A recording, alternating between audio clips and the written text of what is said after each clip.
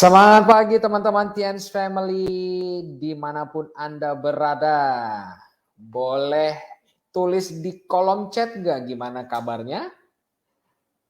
Tadi saya lihat ada beberapa chat yang udah mulai masuk ya, seperti Tangerang, kemudian ada Taiwan, kemudian ada Bali, dan lain sebagainya. Oke, gimana kabarnya teman-teman? Semoga teman-teman sehat-sehat selalu, baik-baik saja. Ya, Bali hadir ya. Oke, Kakak. Yes. Suara saya cukup terdengar dengan jelas? Oke, sambil sambil saya upload slide ya.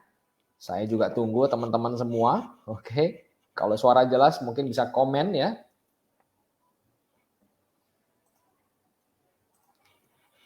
Oke, sebentar ya. Hari ini seperti teman-teman tahu kita akan belajar mengenai bagaimana dan caranya presentasi ya teman-teman ya. Sebentar, saya buka terlebih dahulu.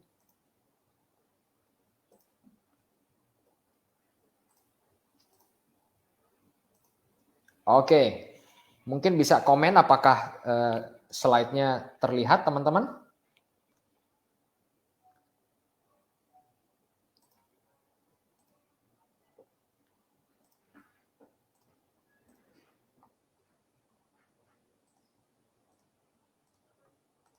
Oke, kayaknya lebih jelas begini.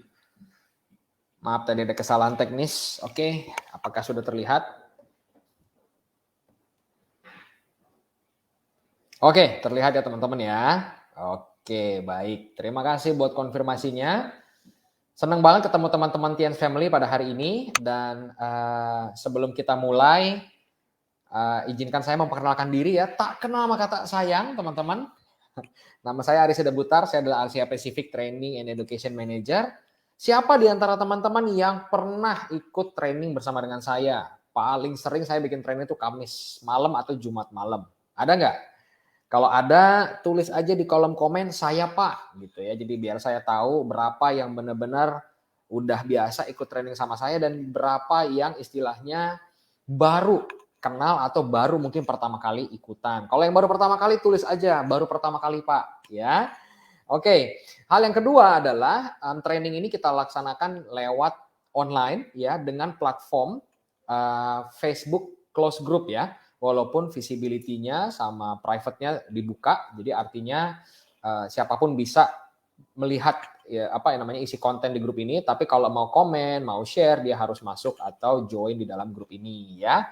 Dan yang ketiga adalah video training ini akan tetap stay di dalam Facebook group ini ya. Jadi teman-teman bisa tonton berulang-ulang atau bisa colek downline-nya, colek jaringannya yang perlu belajar ya, sehingga videonya bisa ditonton berulang-ulang ya. Jadi ini plusnya dibandingkan dengan Zoom ya. Kalau Zoom kan recordingnya di cloud gitu ya, filenya harus dibagi. Kalau grup Facebook, teman-teman bisa join di dalam grupnya dan nonton ya. Dan nanti yang berikutnya, tunggu ya, tahap berikutnya kita akan laksanakan training di YouTube Unlisted ya. Jadi mungkin di antara teman-teman ada nih yang, aduh saya nggak punya Facebook Pak, atau downline saya nggak punya Facebook, tapi dia pengen ikutan training atau nonton video training, maka dia bisa masuk dari YouTube ya. Karena orang kalau mau nonton YouTube dia bisa berbasis web tanpa perlu punya akun sama sekali ya. Tapi kalau Facebook mau nggak mau dia harus punya akun Facebook untuk bisa masuk di dalam grup Facebook-nya. Oke. Nah, teman-teman sebelum saya lanjut, siapa di antara teman-teman yang masih ngalamin kesulitan kalau presentasi? Coba tulis di kolom komen. Apakah ada di antara teman-teman yang, aduh Pak, saya masih bingung cara presentasi, saya nggak pede presentasi, atau mungkin saya nggak tahu Pak caranya bisa punya alat presentasi atau bikin materi presentasi gitu. Coba tulis, siapa yang masih punya kendala dalam presentasi, biar saya tahu nih ya. Hari ini kita kupas ya, kita kupas supaya teman-teman bisa presentasi ya. Terlepas dari masalah teknikal, ada juga bagaimana kita punya mindset atau punya sikap mental ya, bahwa tidak ada seorang pun yang pada akhirnya bisa presentasi, sejago-jagonya dia belajar teknik membuat alat presentasi, teknik membuat konsep dan lain sebagainya. Tapi kalau dia ujung-ujungnya nggak pede atau bermental sudah punya mental block ya, maka akan sangat sulit sekali untuk akhirnya bisa presentasi. Ya teman-teman ya. Jadi yang penting pertama adalah kemauan, ya karena kemauan ini akan membuka jalan untuk banyak hal. Kalau teman-teman udah nggak mau, hal sebagus apapun pasti nggak akan bisa dinikmati. Ya ibaratnya kalau teman-teman tidak merasa lapar atau nggak mau makan, maka makanan seenak apapun teman-teman nggak akan mau makan. Tapi kalau teman-teman sudah, iya Pak saya mau makan, saya lapar, maka makanan yang bahkan mungkin kurang enak sekalipun, kalau teman-teman mau pasti akan dimakan karena memang sudah lapar ya. Oke, nah ini ada kendala yang membuat materi baik. Nah ini kita akan kupas tuntas ya. Saya punya waktu sekitar 1,5 jam sampai 2 jam ke depan ya. Kita lanjut ya teman-teman ya. Jadi agendanya hari ini adalah yang pertama kita pengen tahu apa sih yang dimaksud dengan presentasi ya. Kalau training sama saya selalu mulai dari agenda dulu biar teman-teman tahu apa isi dari video ini hari ini ya. Yang kedua adalah kegunaan presentasi itu apa? Ya. Kalau menurut teman-teman apa kegunaan presentasi? Coba tulis di kolom komen. Apa menurut teman-teman kegunaan dari presentasi? Mungkin teman-teman di sini ada yang udah punya pengalaman presentasi selama 1 tahun, 2 tahun, atau 3 tahun. Menurut teman-teman apa kegunaan dari presentasi? Coba ditulis ya. Nanti biar kita belajar sama-sama. Terus kemudian yang ketiga adalah saya mau kasih contoh video presentasi sederhana yang durasinya cuma 1 menit. Ya. Dan dari video ini kita akan belajar, bukan saya minta teman-teman untuk melakukan persis seperti video itu, tapi teman-teman belajar mengambil esensi-esensi penting dari video presentasi tersebut. Kemudian yang keempat adalah kita belajar 3 tahapan persiapan presentasi. Jadi kalau presentasi teman-teman itu ada tahapannya, ya dan minimal kita bisa mulai dari 3 tahapan persiapan presentasi. Jadi ini adalah tahapan atau hal yang harus dilakukan, dipersiapkan sebelum melakukan presentasi. Kemudian yang kelima itu adalah tahapan proses presentasi. Jadi ini kalau yang di awal tadi adalah persiapan sebelum, kalau ini yang topik yang kelima adalah proses presentasi, artinya selama presentasi. Apa saja yang perlu kita perhatikan prosesnya, ya. Kemudian adalah contoh presentasi singkat. Nah, jadi kalau tadi kan di topik ketiga contoh presentasi sederhana, di topik ke-6 ini kita akan melihat, saya akan tampilkan satu video contoh presentasi singkat sebuah bisnis. Tapi tenang, bukan bisnis MLM, bukan bisnis direct selling lainnya ya. Saya ngambil bisnis yang umum, bisnis makanan yang namanya pecel ayam ya, atau ayam sambal. Saya lupa nama persisnya, tapi teman-teman nanti bisa lihat presentasi bisnis singkat mengenai model bisnis dari bisnis makanan. Ya. Kemudian kita akan belajar di topik ke-7 hal-hal apa yang baik yang perlu kita perhatikan dan hal-hal apa yang harus kita hindari selama proses presentasi. Ya teman-teman ya. Nah, dan nanti di akhir kita akan ada sesi tanya jawab kalau memang waktunya memang cukup ya. Dan sebelum saya masuk di definisi presentasi, saya cuma mau bilang sama teman-teman, sebenarnya tidak ada presentasi yang sempurna, ya. Kenapa? Karena yang mempresentasikan atau presenter itu adalah manusia yang tidak lepas dari kekurangan, tidak lepas dari kesalahan. Ya pasti ada ucapan salah kata atau tiba-tiba blank gitu ya, lupa sejenak tadi mau ngomong apa gitu ya, atau mungkin hal-hal kecil seperti slide-nya tidak berjalan dengan baik atau ada ejaan tanda baca yang lupa dan lain sebagainya.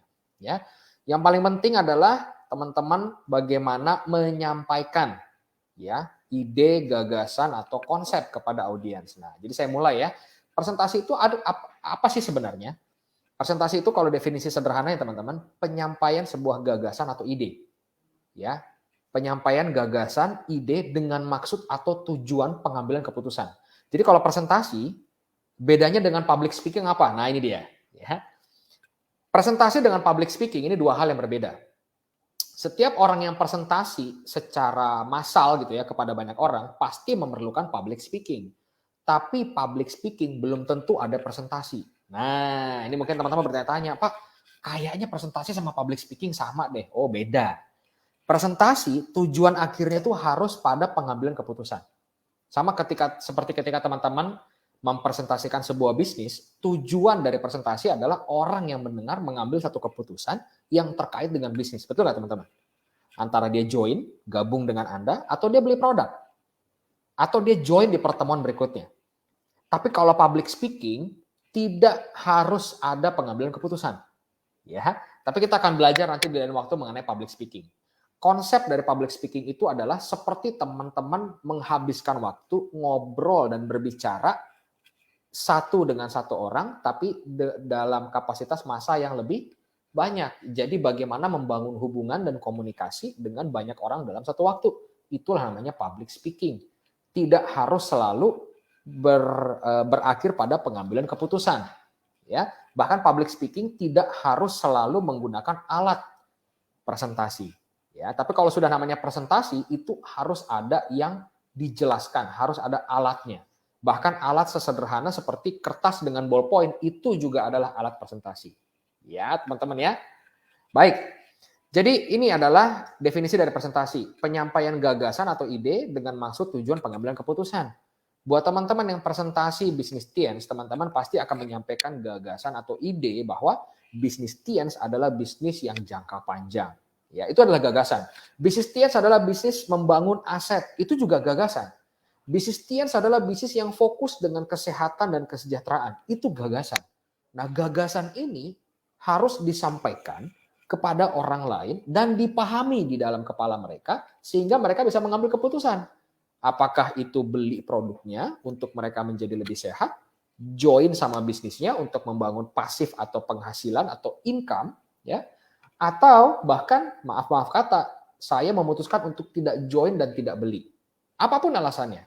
Ya, tapi tentu yang kita mau dari presentasi adalah orang beli produknya atau join bisnisnya. Betul ya teman-teman ya?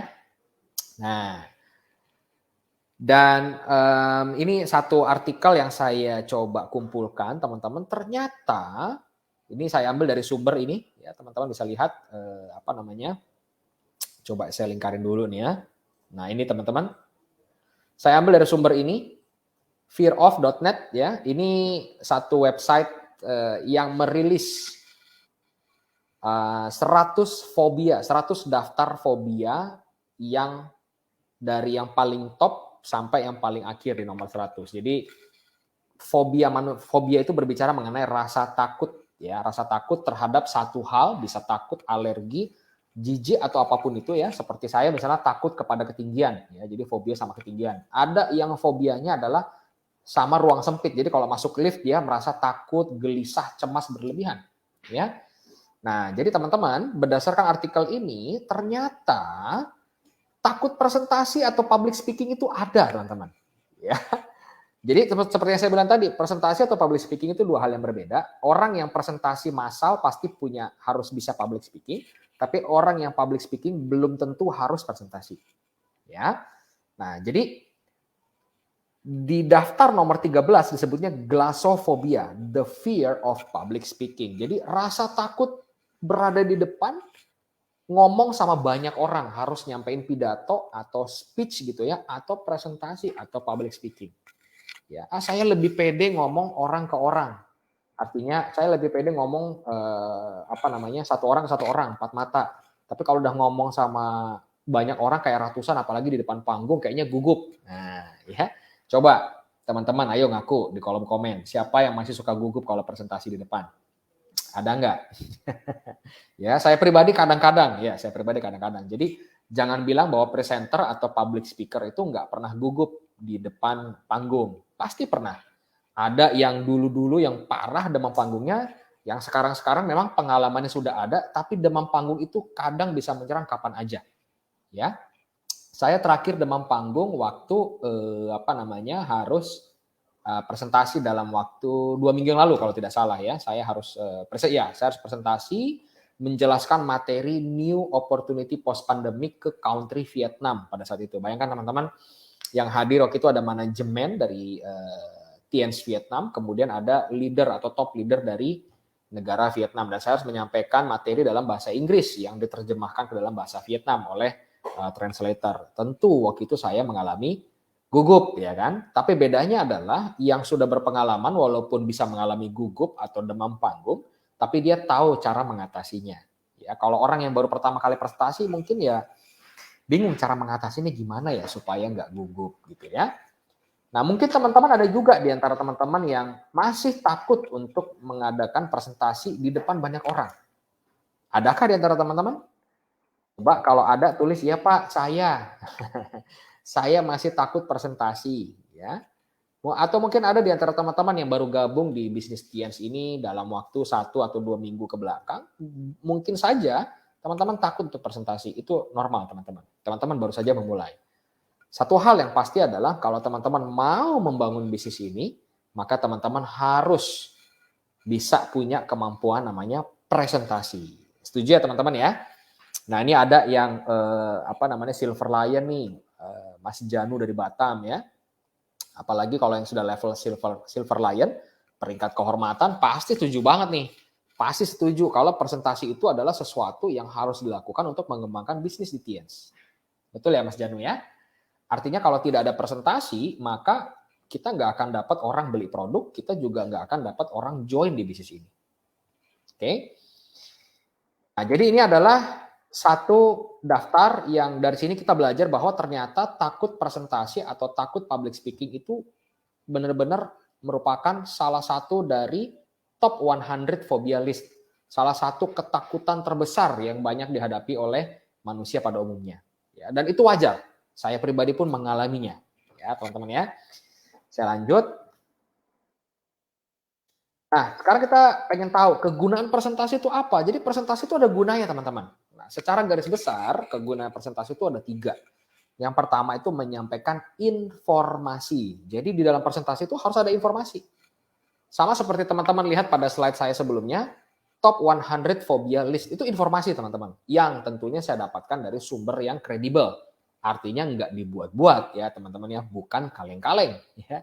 Websitenya di fearof.net ya, teman-teman bisa cek ya. Jadi informasi itu bisa berupa situasi, kondisi, data, fakta, angka, sejarah dan lain-lain yang sifatnya telah terjadi. Teman-teman kalau mau presentasi bisnis ya, teman-teman harus menyampaikan angka-angka di dalam bisnis, seberapa menguntungkannya bisnis ini, modal awalnya berapa, profitnya berapa, apa saja untungnya, apa keuntungan buat si investor, apa keuntungan buat Anda, misalnya apa keuntungan buat customer. Ya, namanya bisnis itu harus saling menguntungkan, tidak bisa menguntungkan satu pihak saja, tapi harus bisa menguntungkan banyak pihak. Ya, teman-teman ya. Itu yang pertama, menyampaikan informasi. Kenapa informasi itu perlu disampaikan? Karena tidak semua orang tahu informasi yang Anda tahu.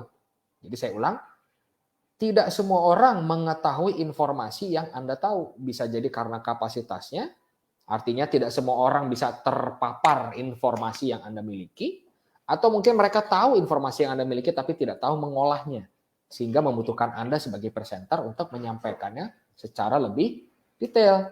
Yang kedua adalah kegunaan presentasi itu untuk mempengaruhi. Nah, tapi tentunya mempengaruhi sesuai dengan yang kita mau, yaitu apakah dia beli produknya atau dia join bisnisnya. Betul ya? Dan cara mempengaruhi audiens itu adalah dengan memberikan perspektif, sudut pandang, pikiran atau pemahaman yang baru atau yang berbeda. Setiap kepala pasti punya perspektif yang berbeda dengan Anda. Ya, itu perlu kita sepakati dahulu. Tidak semua orang punya pikiran yang sama dengan kita, dan sudah pasti kita punya pikiran yang berbeda dibandingkan orang lain. Nah, ketika kita presentasi, kita ingin mempengaruhi mereka, bukan memaksa. Beda ya, mempengaruhi sama memaksa itu berbeda. Memaksa itu kesannya perbedaan itu ada, tapi orang itu dipaksa ngikutin kita. Nah, itu namanya memaksa. Tapi kalau mempengaruhi, kita sadar betul bahwa kita ini punya pemikiran yang berbeda dengan orang lain. Kita hanya menyampaikan perspektif, sudut pandang, pikiran dari angle atau dari poin yang berbeda. Supaya orang itu bisa melihat dari 2 sisi, 3 sisi, atau 4 sisi. Betul ya teman-teman ya? Dan yang ketiga, nah ini dia yang dampaknya paling besar. Presentasi itu bisa digunakan untuk menggerakkan orang lain. Kalau dia sudah setuju dengan perspektif Anda, dia setuju dengan sudut pandang Anda, satu frekuensi dengan apa yang Anda sampaikan, kemungkinan besar orang ini akan bergerak mengikuti Anda. They will easily follow you. Mereka akan dengan mudah sepakat dan mengikuti Anda. Nah, inilah yang kita mau Dari prospek, supaya prospek bergerak, ya kan ada dua kunci atau dua filosofi di TIENS, yaitu filosofi kesehatan dan filosofi kesejahteraan. Betul ya teman-teman ya. Dan kita mau setidak-tidaknya dia ngambil satu aja, yaitu oke, saya mau sehat, saya mungkin belum join bisnisnya, tapi saya mau sehat, saya mau beli deh kalsiumnya, saya mau beli deh mooncourt-nya, saya mau beli deh citosannya. Ya kan teman-teman ya. Nah ini adalah 3 kegunaan presentasi.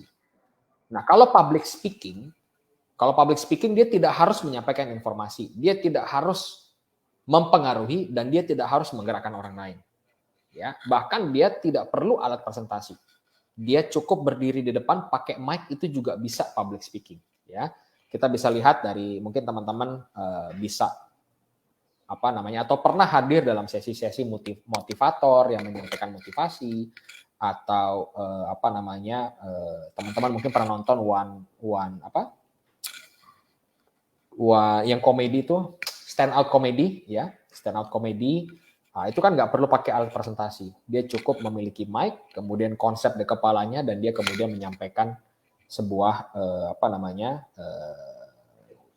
sebuah ide atau sebuah pemikiran mengenai satu hal untuk disampaikan. Jadi bisa berupa hiburan, bisa berupa motivasi, bisa berupa inspirasi dan lain-lain. Tapi kalau presentasi, alatnya harus ada, dan pada akhirnya audiens harus bisa mengambil keputusan. Itu yang kita inginkan. Ya.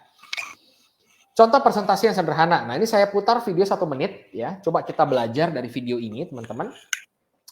Kenapa saya sebut ini presentasi sederhana? Karena dia mencakup informasi ya. Tadi ada menyampaikan informasi, kemudian ada juga bagian mempengaruhi, dan juga ada menggerakkan. Ya. Oke. Saya putar ya, cuma 1 menit aja teman-teman. Yuk coba kita tonton dan kita belajar dari sini.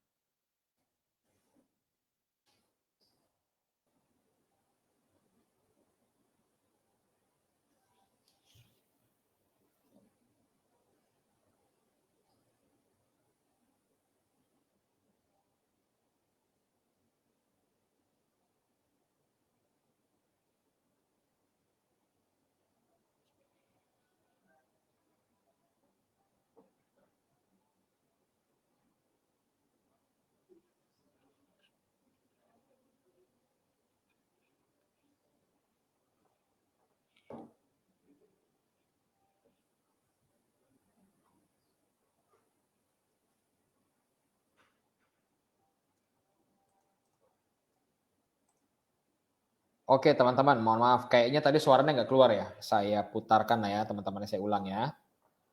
Sebentar. Oke teman-teman, mohon maaf. Kayaknya tadi suaranya nggak keluar ya. Saya putarkan ya. Mohon maaf teman-teman ya, sebentar.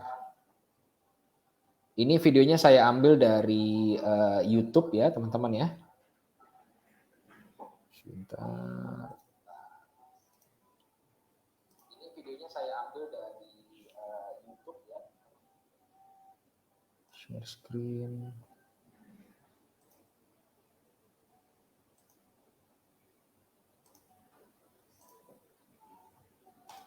Oke.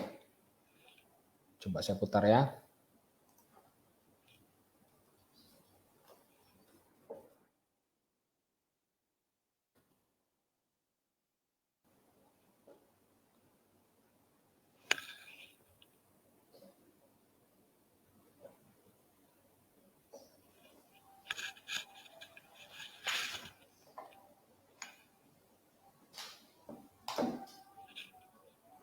Oke, teman-teman, kayaknya nggak keluar. Jadi saya coba putar filenya aja.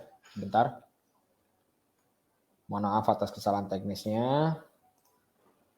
Saya langsung, sebentar, saya putar filenya aja langsung.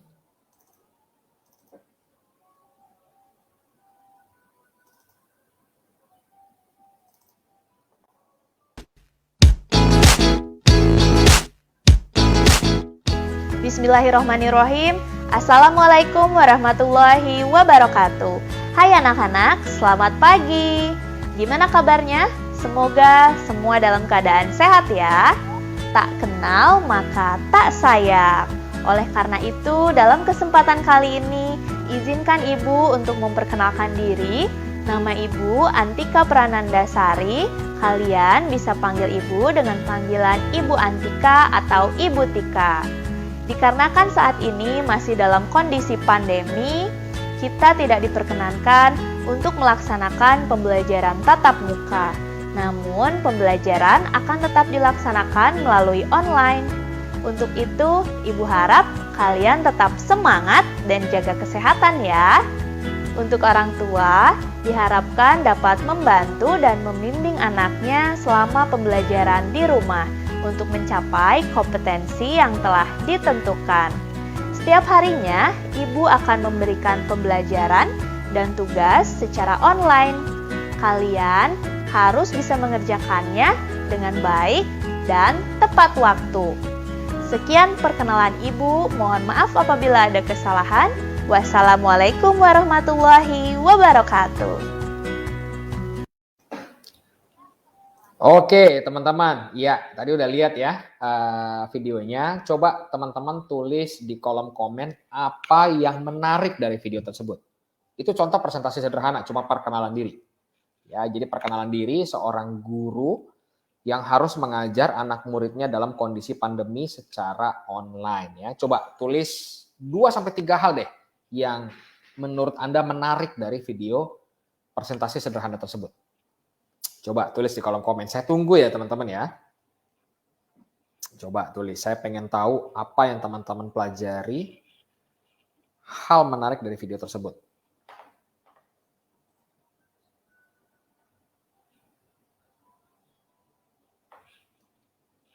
Ayo coba tulis di kolom komen, siapkan jari-jarinya ya. Apa yang teman-teman lihat menarik dari video tersebut? Yang mungkin juga bisa relate dengan kondisi atau situasi saat ini dari teman-teman terkait dengan presentasi. Nah, ini coba dari Kak Kety Darina Widiawati, PD ya.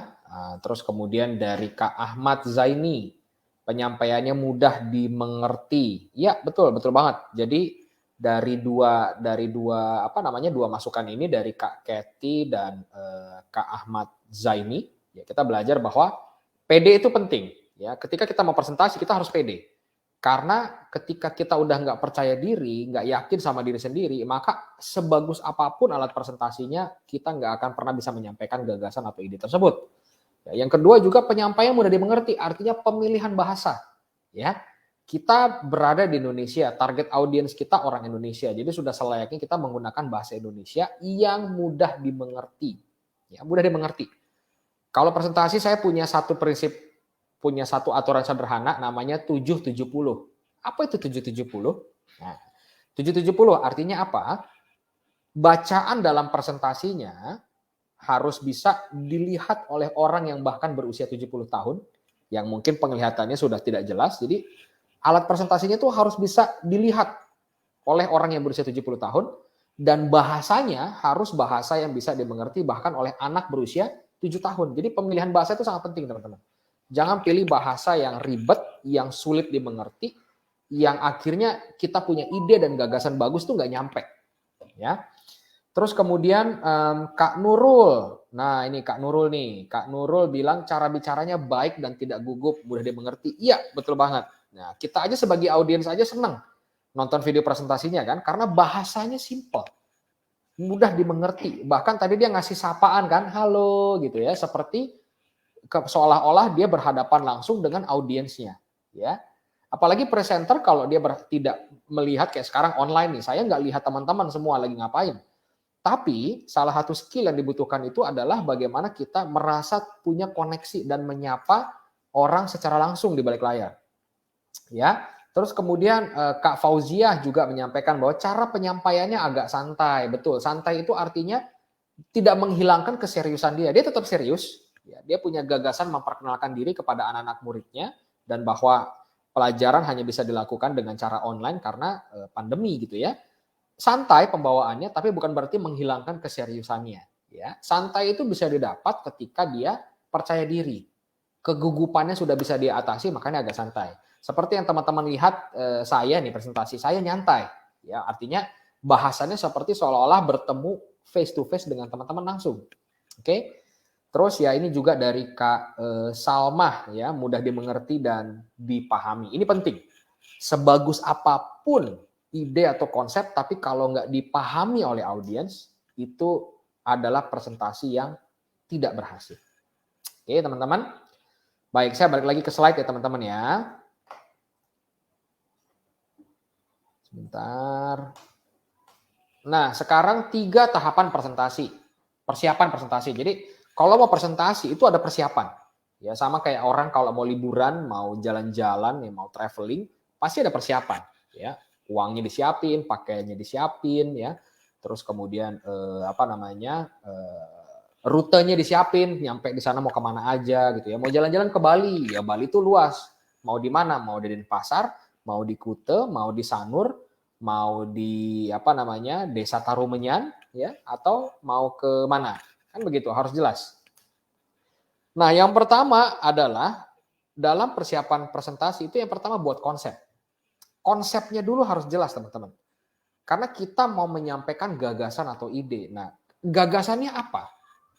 Apa gagasan yang mau kita sampaikan? Nah, konsepnya, konsep itu bicara mengenai alur. Nah, jadi kalau saya boleh kasih ilustrasi nih teman-teman, teman-teman bisa perhatikan ya, ini topik utamanya apa? Contoh, topik utamanya adalah hidup sehat dengan kalsium. Nah, itu namanya topik utama. Nah, kita kalau mau presentasi hidup sehat dengan kalsium, tentunya nggak mungkin cuman mari hidup sehat dengan kalsium, kan nggak mungkin seperti itu ya. Jadi ada alurnya supaya membuat orang paham mau hidup sehat dengan kalsium. Jadi harus ada namanya subtopik 1, subtopik 2, subtopik 3. Subtopik itu berarti topik turunan dari hidup sehat dengan kalsium. Berarti kita bisa bicara mengenai kesehatan secara umum. Kemudian kita bisa bilang kalsium secara umum. Dan subtopik ketiga adalah kalsium nutrients. Seperti apa sehingga bisa dapat menunjang kesehatan. Nah, itu konsep sederhana, teman-teman. Ya. Atau misalnya topik utamanya membangun personal branding secara online misalnya. Itu topik utamanya. Subtopiknya, apa itu personal branding? Bicara dulu personal branding. Yang kedua, apa itu online platform? Apa saja online platform? Ada website, ada sosial media, dan lain sebagainya. Kemudian ada subtopik ketiga, platform apa yang saat ini banyak digunakan oleh internet, ya, banyak digunakan oleh mereka marketer gitu ya, dalam membangun personal branding. Nah itu sudah tiga konsep, ya, tiga konsep. 3 subtopik dari topik utama ya. Teman-teman bisa tambahin ada subtopik 4, subtopik 5 gitu ya. Tapi sebisa mungkin subtopiknya jangan terlalu panjang teman-teman. Karena presentasi juga punya batasan waktu untuk orang bisa fokus dan memahami. Ya teman-teman ya. Jadi dalam hal ini saya coba buat topik utamanya hidup sehat dengan kalsium. Subtopiknya ada 3 gitu ya. Dan kalau saya boleh sederhanakan, ketika teman-teman membuat konsep, konsepnya itu harus mengerucut. Kita bicara dari hal yang paling umum ya, konsep umum. Seperti misalnya hidup sehat dengan kalsium. Berarti konsep umumnya adalah hidup sehat. Kenapa harus hidup sehat misalnya? Hidup sehat itu seperti apa? Terus sampaikan, mengerucut lagi fakta, data, dan situasi terkait dengan manusia di Indonesia dan dunia pada umumnya tentang kesehatan. Bagaimana tingkat kesehatan setelah pandemi? Bagaimana data dan situasinya saat ini? Terus why? Mengapa kita harus hidup sehat? How, bagaimana cara kita hidup sehat? Yang terakhir adalah apa itu kalsium dan kenapa kalsium bisa menunjang kesehatan banyak orang. Nah itu contoh teman-teman, hanya contoh aja. Tapi konsep ini harus dibuat terlebih dahulu. Dan sama seperti saya, kalau saya bikin materi presentasi, konsepnya itu memang harus dicoret-coret teman-teman. Ada coret-coretan yang memang saya buat, ya, baik di konsep di kepala, dituangkan di kertas. Setelah konsepnya jelas, baru saya buat PowerPoint-nya.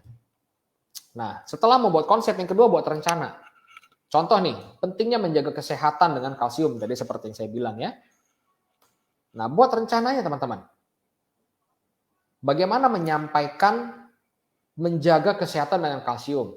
Ya, tentunya rencananya ya pertama pembukaan dulu, ya kan, perkenalan. Seperti tadi saya memulai dengan perkenalan, ya kan. Saya ini Aris Sidabutar, Training Education Manager Asia Pasifik dari Tiens, gitu ya. Durasinya 5 menit, teman-teman bisa atur durasi, terus kemudian keterangan, gitu ya. Tapi kunci dari membuat rencana adalah alur ini, teman-teman. Sebentar, nah ini nih, alur ini. Ini adalah alur ya. Rencana itu harus seperti aliran air atau alur. Dari hulu ke hilir. Dari A ke B, dari C ke D, dari D ke E. Ya teman-teman, ini yang paling penting. Sebelum teman-teman buat isi, durasi, dan keterangan, ini dulu teman-teman urutkan.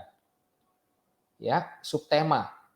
Ya, ini berarti kalau di sini ada subtemanya ada 5. Pembukaan, agenda, isi presentasi, sesi tanya jawab, penutup. Nah, topik lagi.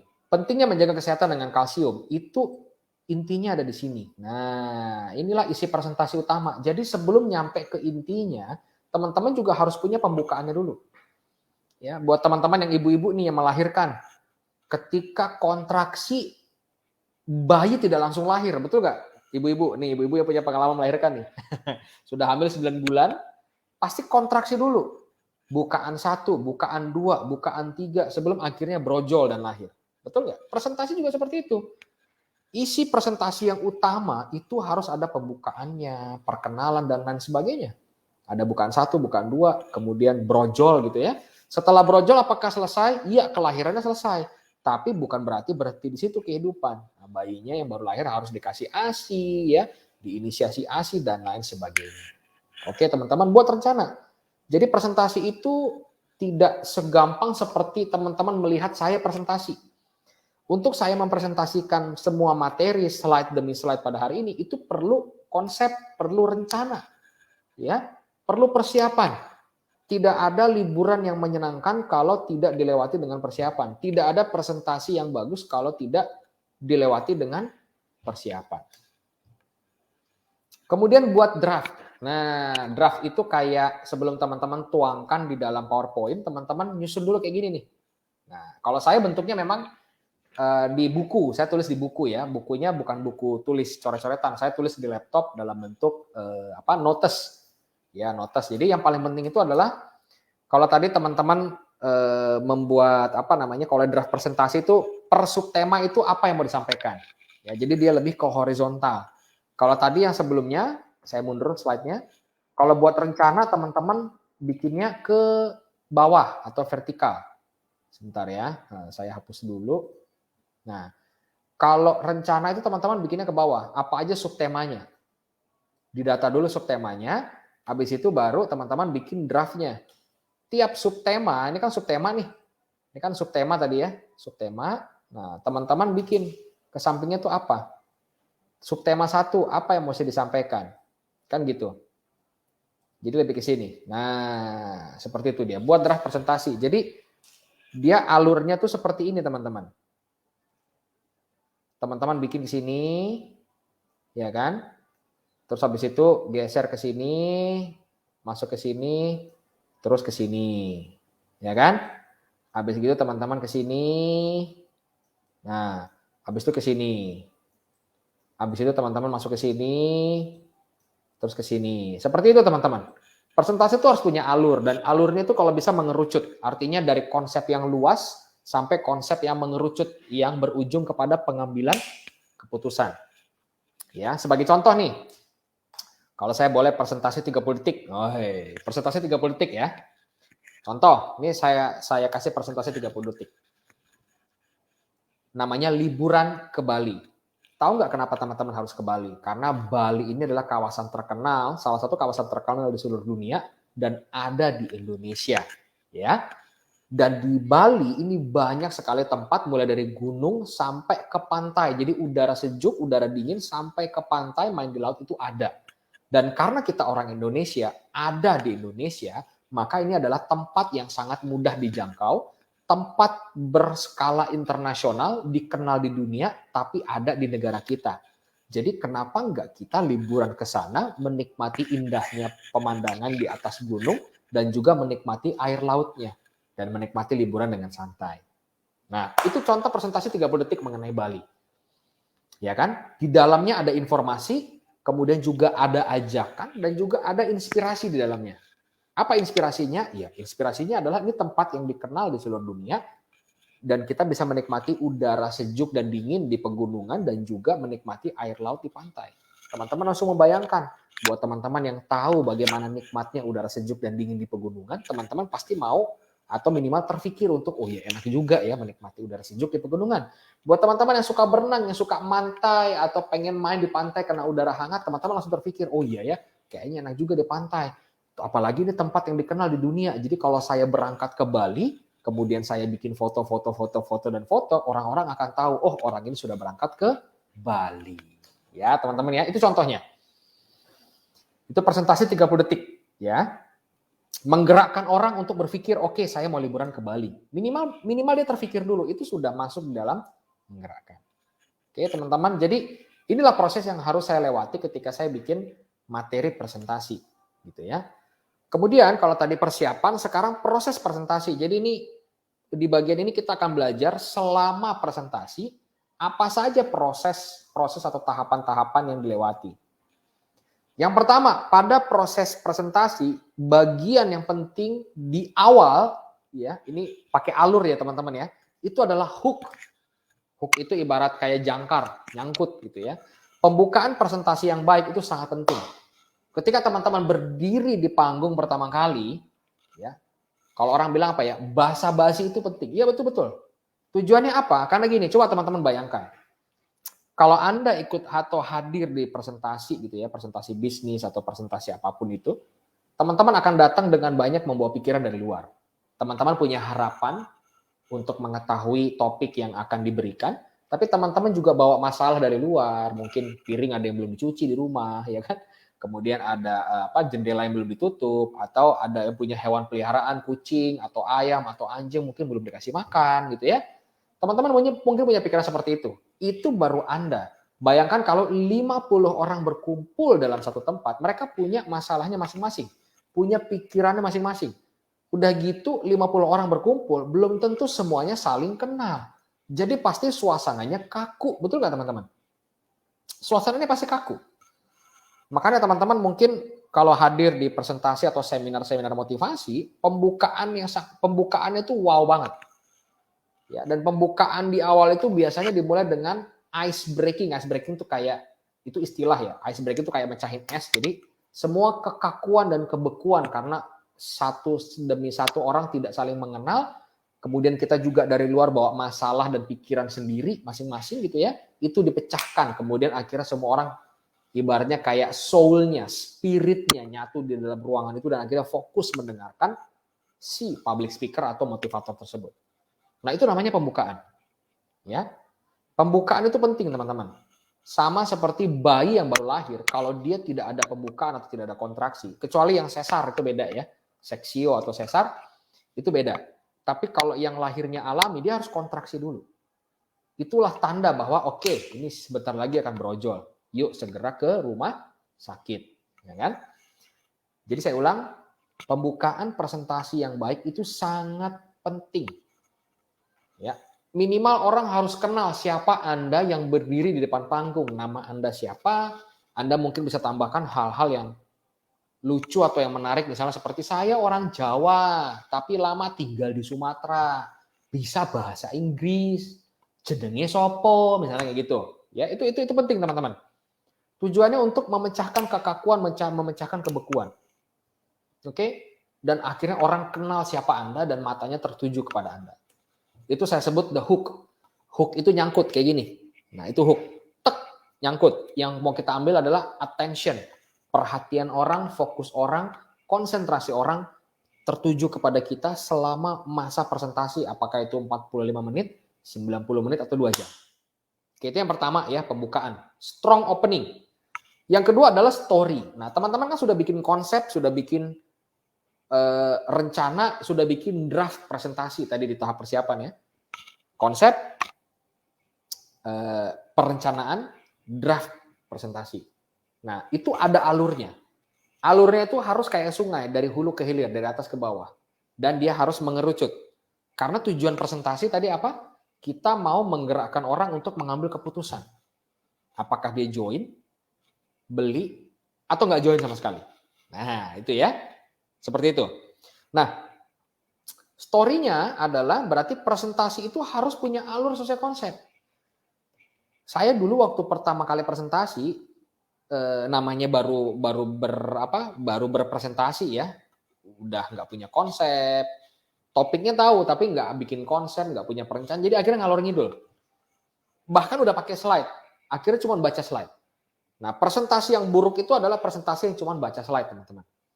Ya, bayangkan kalau teman-teman hadir di training hari ini, bisa presentasi, tapi saya cuma baca huruf demi huruf, kata demi kata, slide demi slide, pasti teman-teman juga akan boring dan nggak dapat ilmu. Betul ya teman-teman ya. Nah, tapi kalau teman-teman sudah bikin konsep, ya topiknya udah dapat, bikin konsepnya, bagaimana menyampaikan konsep ini, kemudian bikin rencana, akhirnya bikin draft presentasi, maka ya teman-teman akan presentasi minimal seperti saya atau lebih baik daripada saya. Ya, teman-teman perhatikan, hanya untuk slide ini aja yang cuma berapa nih? 1, 2, 3, 4, 5, 6, 7, 8, 9. Cuma untuk slide ini aja yang 9 kata, saya udah mengeluarkan puluhan kata untuk membuat teman-teman paham. Betul ya teman-teman ya? Karena saya sudah mempersiapkan konsep, rencana, dan draft presentasi. Nah ya teman-teman ya, jadi presentasi yang baik itu harus punya alur sesuai konsep. Jangan lari dari konsep. Makanya presentasi itu selalu ada topiknya, selalu ada temanya. Kayak hari ini kita presentasi mengenai bisa presentasi. Nah, jadi saya nggak akan bicara mengenai produk Mooncore.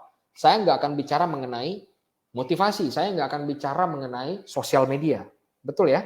Saya nggak lari dari konsep yang sudah dibuat. Karena alurnya, karena konsepnya, topiknya adalah bisa presentasi. Jadi konsepnya nggak akan keluar dari situ. Ya, oke baik. Kemudian itu yang kedua, yang ketiga adalah offer. Nah ini presentasi itu harus bisa menggerakkan orang untuk mengambil keputusan. Setuju ya? Kita presentasi, kita TNS Family, kita kalau presentasi ya kita pengen orang ngambil keputusan. Dan kita juga pengen orang fokus sama kita. Betul ya? Sering nggak? Teman-teman, buat teman-teman nih yang pernah punya pengalaman presentasi, merasa terganggu nggak kalau pas lagi presentasi, teman-teman lihat orang yang lagi main handphone, lagi ngobrol ke kiri, ke kanan, depan, dan belakang. Pas teman-teman lihat itu terganggu nggak? Gimana teman-teman? Terganggu atau nggak terganggu? Ayo coba. Sambil saya approve nih ya, masih ada yang minta join. Sebentar. Oke, sip. Nah, terganggu nggak teman-teman kalau teman-teman melihat lagi presentasi nih, mungkin presentasi di Stokis yang cuma 10-20 orang, atau presentasi di OP ya 100 orang, atau presentasi di GOP 1000 orang misalnya, Grand Opportunity Post Pandemic misalnya, GOPP 1000 orang. Teman-teman lihat di barisan depan ada orang yang ngobrol, bahkan ketawa, terganggu nggak teman-teman? Kalau saya pribadi saya terganggu. Ya, saya pribadi saya terganggu dan tapi itu ada triknya. Ya, cuman saya nggak bahas mengenai triknya. Ada triknya untuk kita mengatasi gangguan tersebut dan ada triknya membuat orang fokus sama kita. Ya, nah ini sangat terganggu nih. Kalau kata siapa namanya? Kak Edi Satria Dalimunte. Terganggu banget. Oke, yes ya. Kemudian kata Kak Nurul, nah ini kata Kak Nurul nih, sangat terganggu. Ya betul, kita semua pasti akan sangat terganggu. Ya. Dan nggak salah untuk kita terganggu, itu nggak salah. Yang perlu kita pahami adalah bagaimana kita mengatasi gangguan tersebut. Apakah kita mengabaikan gangguan tersebut, mengatasi, kan adanya di kepala kita gangguan itu. Ya kan? Orang itu mungkin nggak bisa kita kontrol. Adanya di sini, antara kita mengabaikan, ya mengatasi isi kepala kita supaya nggak benar-benar mengganggu, atau kita mengarahkan fokus orang yang lagi ngobrol, fokus orang yang lagi main HP ke kita. Ya, saya nggak bahas, atau ada tekniknya ada, ya, tekniknya ada. Tapi saya nggak bahas itu di sini karena tujuan presentasi hari ini adalah bisa presentasi. Oke? Nah, over tahapan yang ketiga. Kalau yang pertama itu kan hook, nyangkut. Tujuan dari nyangkut adalah supaya fokus, attention, perhatian orang itu ada pada kita sebagai presenter. Kemudian yang kedua adalah story. Kalau orang sudah nyangkut sama kita harus punya story yang kita ceritakan. Bukan mendongeng, bukan. Tapi dengan alat presentasi kita kita tidak keluar jalur, tanda kutip. Kita punya alur cerita yang sudah kita susun sebelumnya dengan konsep, rencana, dan draft presentasi. Nah, sekarang yang ketiga adalah offer. Kalau semua sudah ngikutin alur, maka itu harus berujung kepada offer. Apa penawaran Anda kepada audiens? Ya, apa penawaran Anda kepada audiens? Nah, ini kata siapa nih? Kak Cahyaningsih. Ya, kalau lagi ngajar juga terganggu. Ya, betul, sama. Kita semua juga mengalami hal itu. Presenter, public speaker pun bisa mengalami gangguan tersebut ketika melihat orang sepertinya nggak fokus dan nggak memperhatikan. Ya. Nah, balik ke laptop, offer. Apa penawaran kita kepada audiens sehingga orang tersebut harus mengambil keputusan join atau beli. Ya, karena agar presentasi yang baik itu harus punya penawaran pengambilan keputusan. Join hari ini atau Anda tidak akan mendapatkan harga spesial. Ya. Join hari ini. Khusus hanya yang join hari ini Anda mendapatkan 1 free odol misalnya. Dengan minimum pembelian 300.000 kita berikan gratis odol Oricare, odol herbal dari Tians misalnya. Atau khusus untuk yang join di pertemuan hari ini sampai batas waktu jam 9 gratis dibimbing, dikasih training 1,5 jam mengenai bagaimana membangun sosial media. Nah, itu dia, itu namanya penawaran. Kalau teman-teman tidak punya penawaran dalam presentasi, maka orang sulit sekali mengambil keputusan. Contoh misalnya ya teman-teman bilang kayak gini, ya buat teman-teman Anda yang mau bergabung dengan Tiens, silakan membeli produknya lewat V-Share, silakan membeli produknya lewat stokis terdekat. Terima kasih. Kira-kira ada orang yang join nggak? Kira-kira ada orang yang beli nggak? Kalau teman-teman bilang seperti itu. Ya. Atau teman-teman bisa memilih. Khusus teman-teman yang hadir hari ini, kalau teman-teman melakukan pembelian produk setidak-tidaknya 500.000, ya, keputusannya hari ini, kita akan memberikan 2 hal yang tidak ada di tempat lain. Yang tidak Anda bisa dapatkan di luar dari presentasi hari ini. Yang pertama adalah kita akan berikan odol herbal gratis, ya. 1 produk yang memang sangat bagus. Kenapa? Karena selain dia melindungi gigi, dia juga tidak mengandung bahan kimia sintetis berbahaya dan sudah lolos BPOM serta halal. Yang kedua adalah gratis bimbingan selama 90 menit bagaimana Anda bisa menggunakan sosial media Anda untuk melakukan penawaran dan penjualan produk-produk Tiens. Kira-kira gimana? Putuskan sekarang, lewat dari jam 9 malam pada hari ini, maka penawaran tidak berlaku lagi. Ayo, waktu menunggu. Nah, itu kira-kira kalau seperti itu, mana yang kira-kira menggerakkan orang untuk mengambil keputusan? Apakah penawaran yang pertama atau penawaran yang kedua? Ya. Kira-kira yang mana, teman-teman? Nggak ada suara. Kayaknya masih ada suara deh. Sebentar ya. Iya, ini saya kontrol pakai handphone saya, Kak Mila. Ada suaranya, Kak. Saya kontrol pakai handphone saya. Ini ada handphone saya di sini, saya coba kontrol dengan suara. Baik, kira-kira kalau dari penjelasan saya tadi, teman-teman akan menganggap yang mana? Yang pertama atau yang kedua untuk orang bisa ngambil keputusan? Oke, iya, sip. Terima kasih, Kak NA. Nak ya. Oke. Baik, terima kasih Kak Susanti, penawaran yang kedua. Ya, betul. Terima kasih Kak Siumui ya. Yang kedua, terima kasih Kak Cahyaningsih. Yang kedua lah, iya ya. Kemudian Kak Keti ya, Kak Keti yang kedua. Oke. Kemudian Kak Restu juga ya, terima kasih Kak Restu. Kak Sekre Funhead ya. Namanya lucu juga nih, Sekre kayak sekretariat ya. Oke. Ya, kedua ya, semua setuju ya. Terima kasih semua yang udah merespon di kolom komen ya. Jadi keputusan yang kedua. Nah, teman-teman ketika presentasi teman-teman juga harus punya penawaran untuk mengambil keputusan. Kalau teman-teman tidak punya penawaran untuk pengambilan keputusan, maka orang nggak akan ngambil keputusan. Maka presentasi Anda nggak berguna. Ya, maka Anda cuma sekedar ngomong di depan, tapi tidak membawa orang untuk ngambil keputusan yang berhubungan dengan bisnis Anda.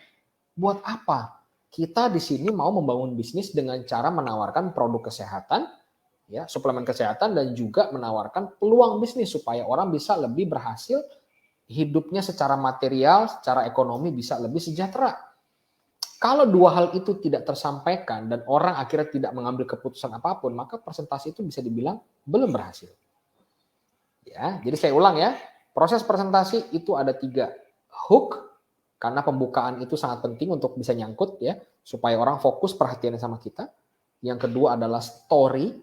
Ya, pastikan ketika teman-teman presentasi itu ada alurnya dari hulu ke hilir, dari A ke B, C ke D, E ke F. Ya, jangan nyangkut-nyangkut sana sini kayak ular gitu nyangkut. Ya, enggak. Alurnya harus pas. Dan kalau bisa mengerucut dari konsep umum kemudian ke konsep penawaran. Ya, seperti teman-teman lihat tadi saya memulai dengan apa itu presentasi? Itu konsep umum. Apa bedanya presentasi dengan public speaking? Itu konsep umum. Ya, kemudian kita masuk makin mengerucut sampai ke titik slide saat ini. Ya, harus punya ya teman-teman ya. Harus punya penawaran pengambilan keputusan. Kemudian setelah penawaran pengambilan keputusan, saya mau kasih contoh nih, presentasi bisnis singkat. Nah, nanti saya putar videonya. Video ini juga saya ambil dari YouTube ya. Teman-teman bisa kalau teman-teman mau cek di YouTube, teman-teman bisa masukin nih topiknya ya, BMC Business Model Canvas Ayam Geprek ya. Ada tuh nanti contohnya. Saya cuma ngambil ini sebagai contoh, bukan mau nawarin bisnis ya, bukan, teman-teman. Jadi sekali lagi, saya bukan mau nawarin bisnis ayam geprek, bukan. Tapi kita mau belajar hari ini bagaimana presentasi bisnis singkat. Ini video cuma 3 menit. Ya, 3 menit ya. Bukan berarti saya minta teman-teman harus 3 menit, enggak, tapi kita mau belajar dalam waktu yang singkat ya teman-teman ya. Oke, karena nggak mungkin saya memperlihatkan satu video yang presentasinya 30 menit. Akan terlalu lama. Jadi saya kasih 3 menit, saya putar videonya sebentar ya teman-teman ya. Nah ini dia, sebentar saya putar videonya. Oke teman-teman, sebentar ya. Warahmatullahi wabarakatuh. Perkenalkan, nama saya Resin Spriasa Andrianti, nomor absen 5 dari kelas 11 BDP 3. Di sini saya akan melakukan presentasi tentang bisnis model kanvas atau yang kerap disebut dengan BMC. BMC yang akan saya presentasikan yaitu produk ayam geprek. Di dalam BMC terdapat 9 elemen.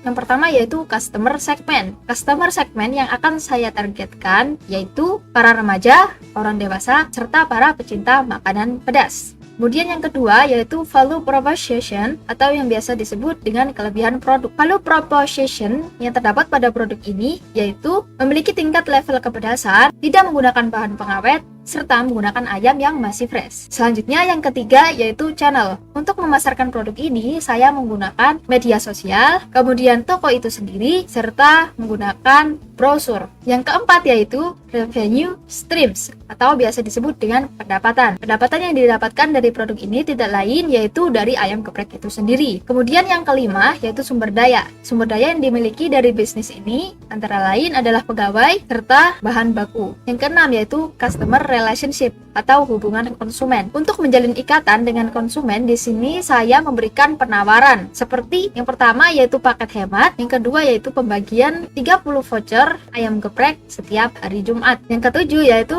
key activities atau kegiatan-kegiatan yang dilakukan dalam bisnis ini seperti membeli bahan baku, mengolah ayam, serta melayani para konsumen. Yang kedelapan adalah key partnership atau yang biasa disebut dengan dukungan orang sekitar. Di dalam bisnis ini saya menjalin kerjasama dengan para penjual daging, penjual cabai, serta para penjual sayuran. Dan yang terakhir atau yang ke-9 yaitu cost structure atau rincian biaya. Biaya yang dikeluarkan bisnis ini yaitu yang pertama, biaya transportasi, gaji pegawai, biaya promosi, serta biaya bahan baku. Baiklah, ini saja yang bisa saya sampaikan pada presentasi kali ini. Kurang lebihnya mohon maaf apabila ada tutur kata yang tidak berkenan. Wassalamualaikum warahmatullahi wabarakatuh. Oke, nah teman-teman tadi sudah lihat ya, itu video presentasi bisnis sederhana. Ya, saya langsung sebut aja, atau saya tanya sama teman-teman. Dari presentasi tadi, sebutkan satu aja hal yang baik yang teman-teman dapatkan dari presentasi bisnis tadi. Satu hal baik yang teman-teman dapatkan, yang satu lagi hal yang menurut teman-teman kurang. Oke, coba tulis di kolom komen. Saya tunggu jawabannya ya. Satu hal baik yang teman-teman dapetin dari presentasi bisnis ayam geprek tadi, sama yang kedua itu adalah satu hal yang menurut teman-teman belum bagus dari presentasi tadi. Coba tulis. Saya tunggu teman-teman. Saya nggak akan melanjut lagi nih sebelum ada tulisannya ya kan, di komen ya. Soalnya saya lihat nih ada tadi sempat tembus 70-an orang ya yang nonton live. Oke, coba apa yang bagus dari video presentasi tadi? Dan apa yang kurang bagus menurut teman-teman? Coba saya tunggu.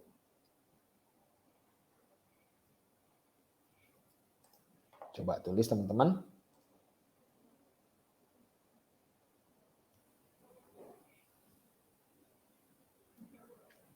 Oke, ini ada satu jawaban dari Kak Keti Darina Widiawati. Hal baiknya beralur dan ada penawaran. Hal yang kurang hanya membaca teks. Good. Ada lagi yang punya pendapat lain? Terima kasih Kak Keti. Dimanapun Kak Keti berada, sehat-sehat selalu ya Kak.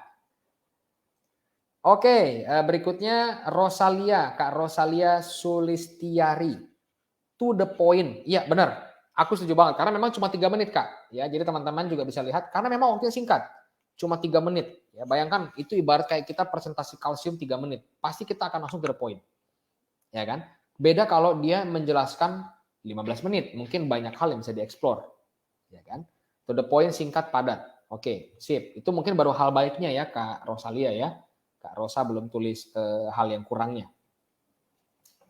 Kalau saya pribadi sebentar nih. Dari Bang Ahmad Malik Ibrahim Rajawali. Widih. Simple, padat. Ya itu yang bagusnya ya, yang lebihnya simple dan padat memang karena cuma 3 menit. Yang kekurangannya terlalu cepat presentasinya. Oke, good. Terima kasih Bang Ahmad. Sehat-sehat selalu Bang Ahmad dimanapun berada. Kemudian dari Kak Nurul Syariah.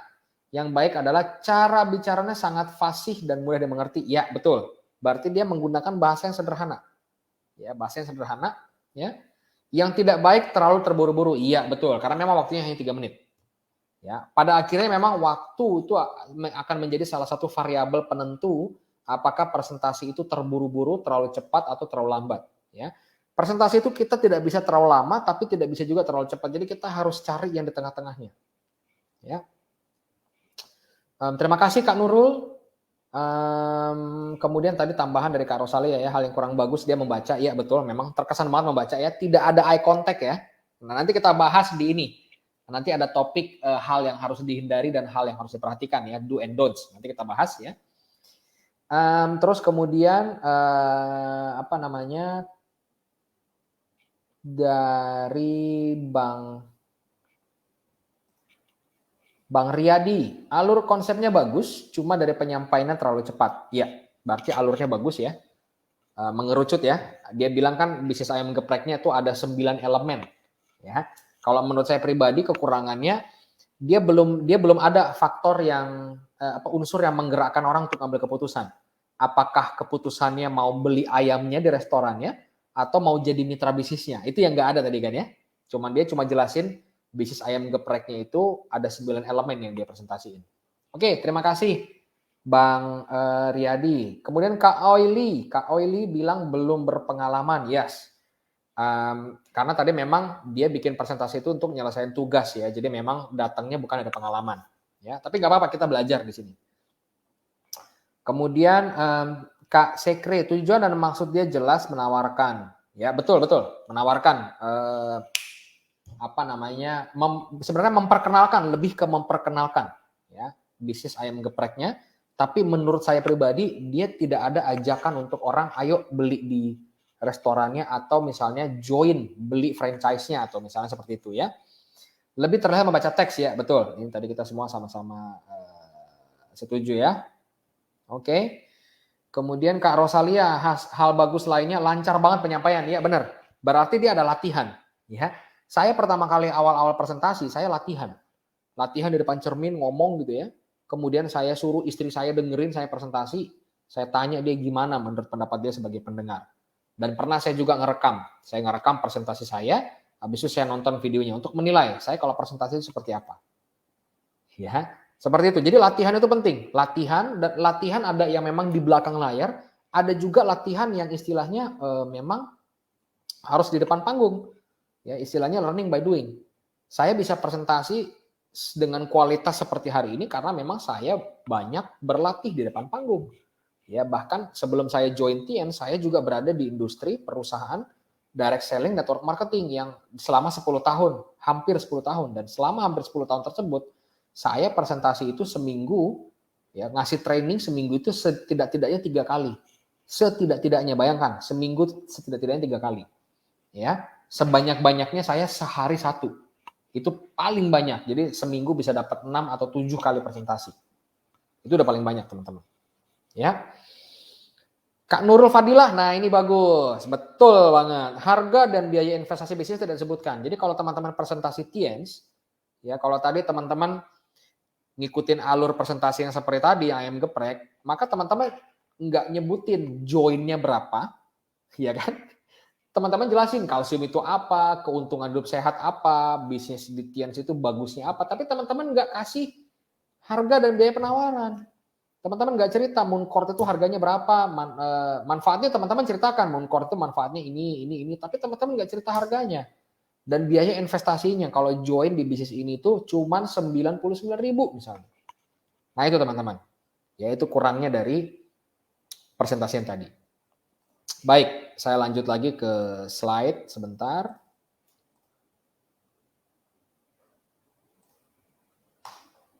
Oke, nah sekarang kita belajar untuk yang baik ya. Apa yang baik yang harus kita perhatikan pada saat kita presentasi? Yang pertama itu transisi. Ini kan slide-nya banyak, ya. Peralihan dari satu slide ke slide yang lain itu penting.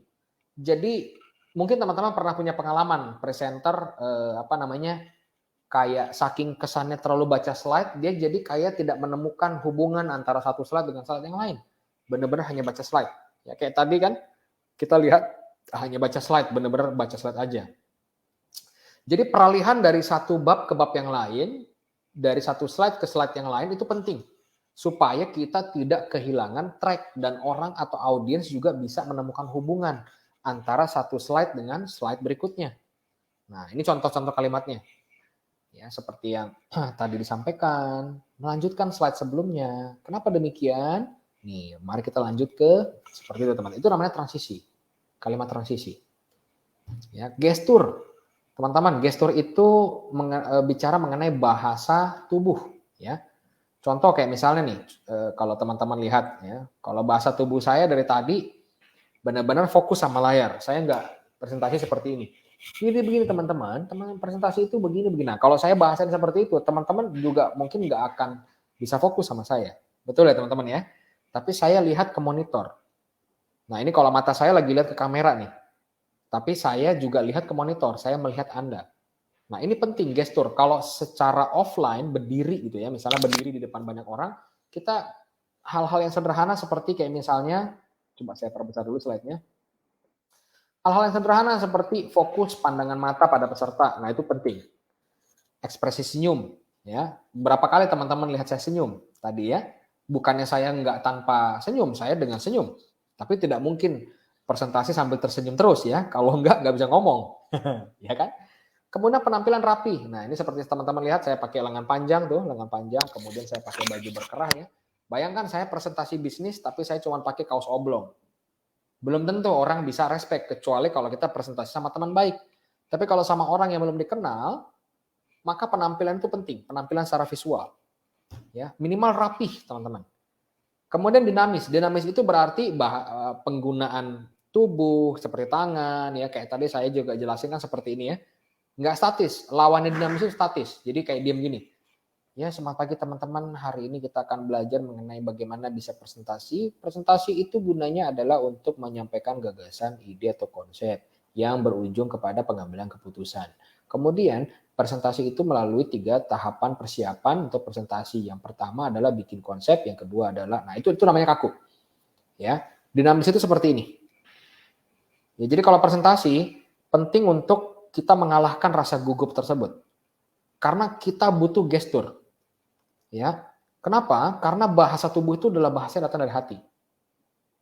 Saya ulangi ya, bahasa tubuh, gestur itu datangnya dari sini. Tapi kalau apa yang kita katakan itu datangnya dari sini. Maksudnya apa? Kita bisa menyampaikan perkataan yang tidak benar karena kita proses di sini.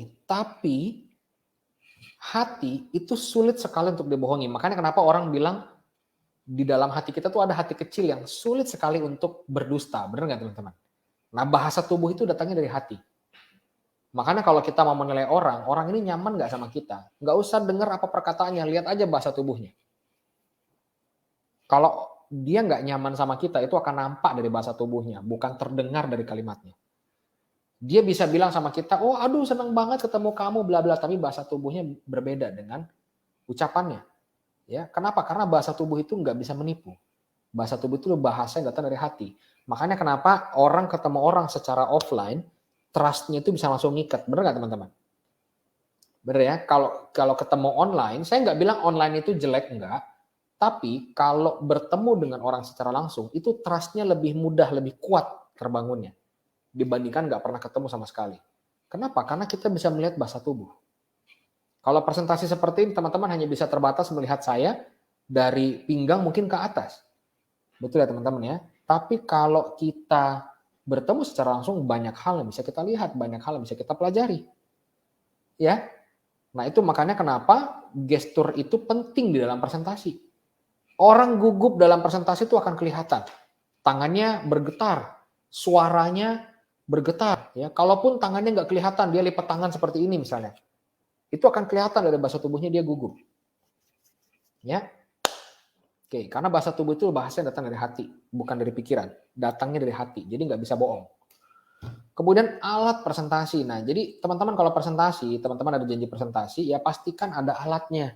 Minimal flip chart ya. Flip chart itu seperti alat presentasi yang kayak kalender ya, dibalikin. Itu minimal ada. Kertas, bolpen. Saya dulu pernah jadi agen asuransi. Ya, waktu saya memulai karir di dunia sales sebagai agen asuransi, alat presentasi saya itu flip chart, bolpen sama kertas. Itu aja. Flip chart yang bisa di ini. Terus kemudian saya bawa map karena saya belum mampu beli laptop, saya bawa map. Waktu itu di dalam mapnya itu ada brosur-brosur produk. Ada produk asuransi jiwa kesehatan, asuransi kematian, asuransi kecelakaan, asuransi umum, asuransi kebakaran dan lain sebagainya. Minimal adalah presentasi, jangan presentasi tangan kosong. Ya, karena itu namanya bukan presentasi, itu namanya ngobrol. Ngopi bareng, ya. Oke, teman-teman ya. Ya, kenapa? Karena alat presentasi itu menunjang proses presentasi. Menunjang, sifatnya memperkuat. Lebih meyakinkan juga peserta. Mau presentasi apa nih? Presentasi bisnis. Wah, kita sebagai pendengar mau dengar presentasi bisnis. Nggak taunya orang yang datang nggak bawa alat apapun, cuman ngomong doang. Gimana caranya kita mau yakin join sama bisnisnya kalau dia nggak punya alat presentasi? Ya, kemudian catatan untuk feedback dan pertanyaan. Barangkali ada yang mau nanya, ada yang mau ngasih input, catat. Dan alat presentasi itu menunjukkan profesionalisme. Profesionalisme itu apa sih? Sesuatu yang mewakili profesimu. Profesinya pebisnis. Ya, kamu harus terlihat benar-benar memang pebisnis. Jangan sampai kamu presentasi bisnis tapi tidak menunjukkan bahwa kamu seorang pebisnis. Itu namanya profesionalisme. Ya. Oke. Saya lanjut. Yang tidak baik, yang pertama. Nah, ini siapa di antara teman-teman yang kalau presentasi masih suka eh, apa ya? Aduh, lupa tadi. Eh, jadi gini, bla bla bla, bla bla bla, ada yang masih seperti itu gak? Saya dulu awal-awal ya, saya pernah ngalamin. Itu tidak baik, kenapa? Karena dia memecah fokus orang. 1 kali, 2 kali mungkin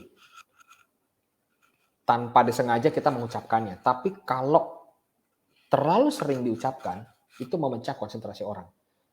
Saya paham kalau kita ngomong, itu sebenarnya kita sedang berpikir.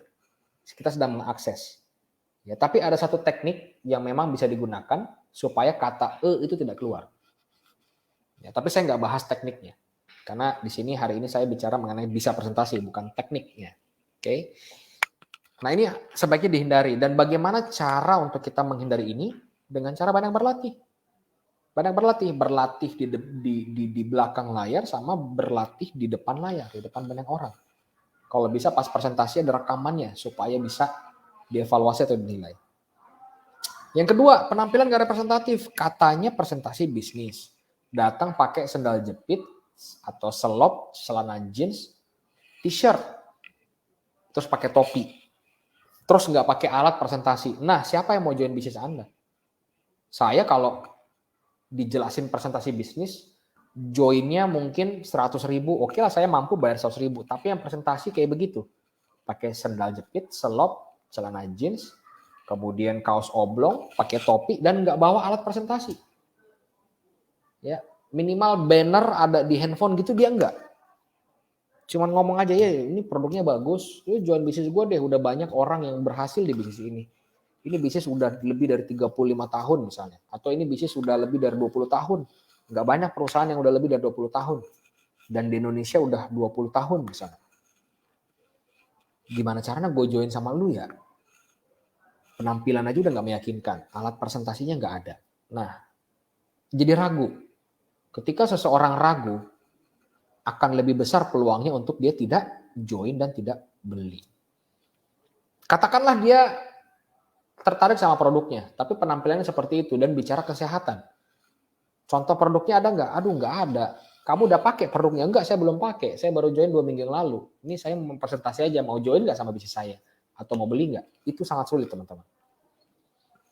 Ya, kecuali dia teman dekat, iya mungkin. Tapi kalau sama orang yang tidak dikenal, rasanya sulit untuk dia bergabung. Setuju nggak, teman-teman?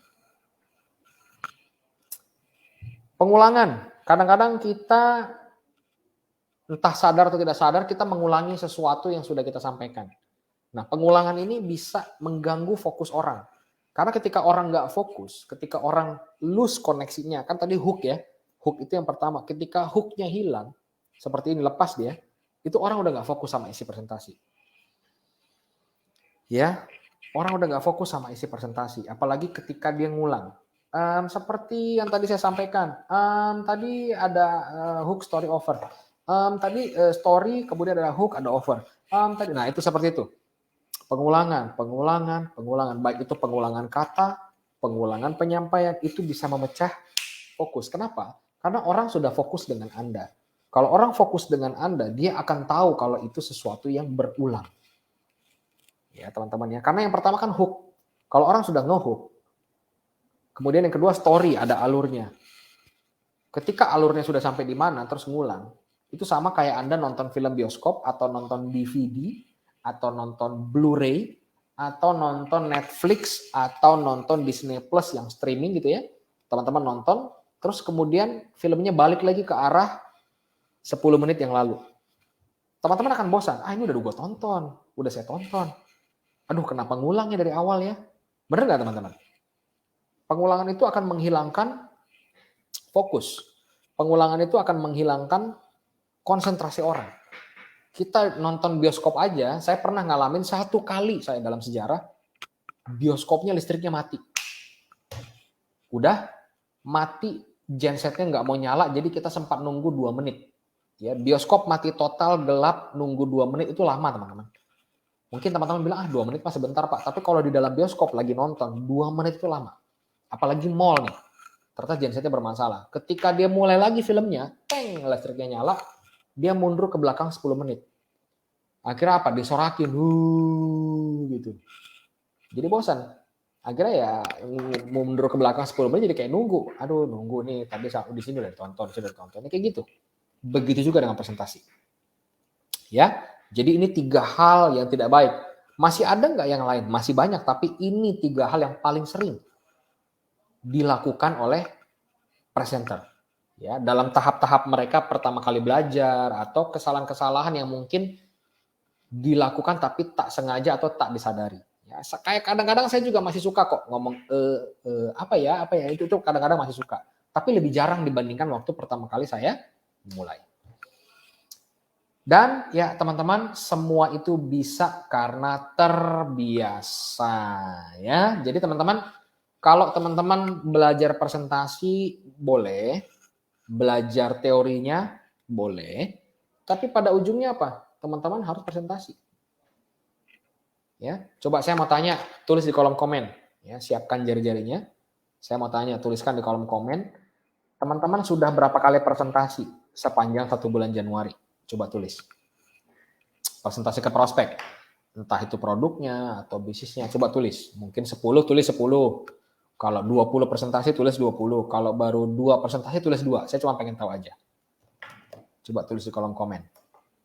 Sudah berapa banyak teman-teman presentasi dari awal Januari sampai dengan hari ini? Coba tulis. Ayo, saya tunggu komennya ya. Sudah berapa banyak teman-teman presentasi sepanjang bulan Januari? Ayo, mana? Atau jangan-jangan belum presentasi semua nih? Waduh. Kalau sepanjang bulan Januari teman-teman belum presentasi, ini bahaya ini. Boleh presentasi yang one to one, yang online lewat Zoom atau yang offline, boleh. Sudah berapa kali presentasi? Oke, Kak Cahyaningsih, 10 tapi online, nggak apa-apa. No problem. Online atau offline itu cuma masalah platform. Yang penting presentasinya. Oke, terima kasih Kak Siumui, 10 kali. Oke, nggak apa-apa, good. Good. Ada lagi? Oke, thank you Kak NA, 10 kali presentasi. Thank you Kak Rosalia, lebih dari 10 kali. Wow, oke, good. Oke, ini banyak nih. Kak Nuvia, 23 kali. Luar biasa. Tepuk tangan, salut. 23 kali itu berarti rata-rata hampir 1 kali sehari. Ya, karena ini kan sekarang sudah tanggal 25 ya. Terus kemudian Kak Edi Satria Dalimunte 5 kali. Kemudian Kak Ahmad Malik Ibrahim baru 2, online 2. Oke, good. Kak Oili 15 kali presentasi. Kak Riyadi, salut nih. Kak Riyadi tinggal di mana nih Kak? 50 kali presentasi, berarti rata-rata sehari 2. Ya, rata-rata sehari 2. Oke, good. Kak Nurul 8 kali, Kak Sekre 2 kali, Kak Salmah juga 2 kali. Oke, thank you. Nah teman-teman, yang sudah ngomong nih presentasi, apalagi yang contoh nih kita belajar nih dari Kak Riyadi sama Kak Nufi. Kak Nufi rata-rata 1 kali presentasi sehari. Kalau Kak Riyadi lebih parah lagi, parah bagus ya, hampir 2 kali dalam sehari ya. Bahkan mungkin hari ini juga Kak Riyadi udah presentasi nih. Kalau teman-teman yang belum nyampe di Kak Riyadi atau Kak Nufi, saya mau tanya. Nih teman-teman yang baru jawab 2 kali, 8 kali, 10 kali. Kalau teman-teman mencapai presentasi sebanyak yang dicapai oleh Kak Nufi dan Kak Riyadi, kira-kira omsetnya bakal lebih bagus nggak? Kira-kira yang join bakal lebih banyak nggak? Coba saya tanya dulu. Kalau misalnya kakak yang lain nih, yang kakak-kakak yang baru jawab 8, 10, 15, 2 gitu. Kalau nyampe 23 atau 50 seperti Kak Riyadi, kira-kira lebih banyak nggak yang bakal join? Kira-kira lebih banyak nggak yang bakal beli produk kita? Coba. Atau Kak Riyadi misalnya, kalau presentasinya nambah lagi 20 kali lagi ke depan sampai akhir bulan, kira-kira bakal lebih banyak lagi nggak yang join? Ya, coba gimana menurut teman-teman? Apakah kira-kira sama-sama aja Pak, presentasi 2 kali sebulan sama 50 kali sebulan? Sama-sama aja Pak, atau lebih banyak? Oke, makasih Bang Ahmad. Makasih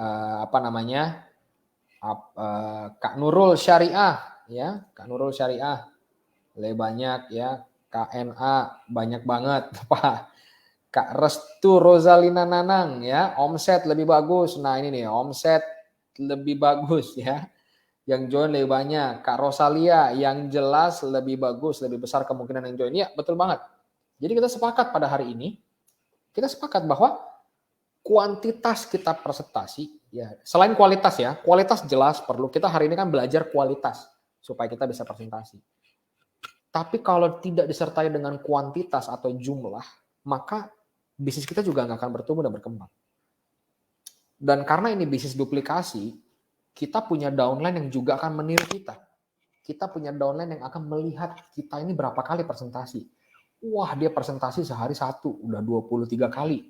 Saya penghasilan baru 300.000. Dia penghasilan 5 juta presentasi tiap hari. Pantesan hasilnya 5 juta tiap bulan penghasilannya. Karena presentasi tiap hari. Saya masih 2 kali bulan ini. Saya masih 3 kali bulan ini. Berarti saya kurang banyak. Nah, itu dia teman-teman. Ya. Makanya saya yakin sekali semua upline kita, upline Anda pasti akan bilang bahwa yuk rajin presentasi. Betul nggak teman-teman? Anda yang sebagai upline pasti akan sharing dan ngajarin downline-nya untuk rajin presentasi kan? Nggak mungkin ada upline yang bilang ya presentasi suka-suka kamu lah. Kalau mau presentasi silakan, nggak presentasi ya udah nggak apa-apa. Kan nggak mungkin ada upline seperti itu. Ya, kita pengen downline kita sukses. Kita sebagai upline kita pasti akan ngajak orang untuk ngelakuin apa yang kita lakuin. Betul ya teman-teman ya? Nah, sambil saya nunggu teman-teman barangkali punya pertanyaan, ya kita masih punya waktu sekitar 5 menit nih. Mungkin teman-teman ada yang mau nulis pertanyaan, ya silakan. Sambil saya nunggu teman-teman nulis pertanyaan, saya lanjut lagi. Jadi tulis pertanyaan teman-teman ya, nanti akan saya baca pertanyaannya satu-satu. Saya lanjutkan dulu. Kita sebagai upline, ya kita akan mengajarkan dan membimbing downline kita untuk lebih rajin presentasi. Kita pun sebagai downline, kita didorong oleh upline kita, diajarkan oleh upline kita untuk rajin presentasi. Betul ya? Betul ya teman-teman ya, sepakat ya? Dan saya melihat bahwa di bisnis network marketing, di bisnis multi level marketing, presentasi itu sangat-sangat esensial. Sama pentingnya seperti ketika teman-teman training produk. Sama pentingnya seperti teman-teman training bisnis. Presentasi itu juga sama penting, apalagi ketika teman-teman bilang, saya mau jalani bisnis Tians, tapi nggak pernah presentasi, gimana caranya teman-teman? Ya, teman-teman cari konsumen aja harus presentasi. Karena bisnis ini unik. Bisnis kita ini bukan bisnis yang beli barang di Alfamart, Indomaret, bukan. Di supermarket, enggak. Bisnis ini bisnis unik. Orang beli dari Anda karena dia percaya dengan Anda. Orang beli dari Anda karena Anda ceritanya bagus. Ya, karena Anda ceritanya bagus. Oke, jadi pastikan teman-teman ikuti arahan upline, presentasi yang rajin, dan cara mempertajam, membuat teknik presentasi kita makin bagus dan makin bagus adalah dengan latihan. Latihan di belakang layar sama latihan di depan panggung. Ya, baik offline maupun online. Hanya itu satu-satunya cara. Setelah teman-teman presentasi, minta feedback, minta masukan, ya teman-teman ya. Jangan sampai teman-teman tidak minta masukan. Kadang-kadang kita suka lupa evaluasi. Kita menganggap bahwa diri kita udah bagus. Orang yang menganggap dirinya bagus, dialah orang yang tidak bisa bertumbuh. Kenapa? Dia menganggap dirinya bagus.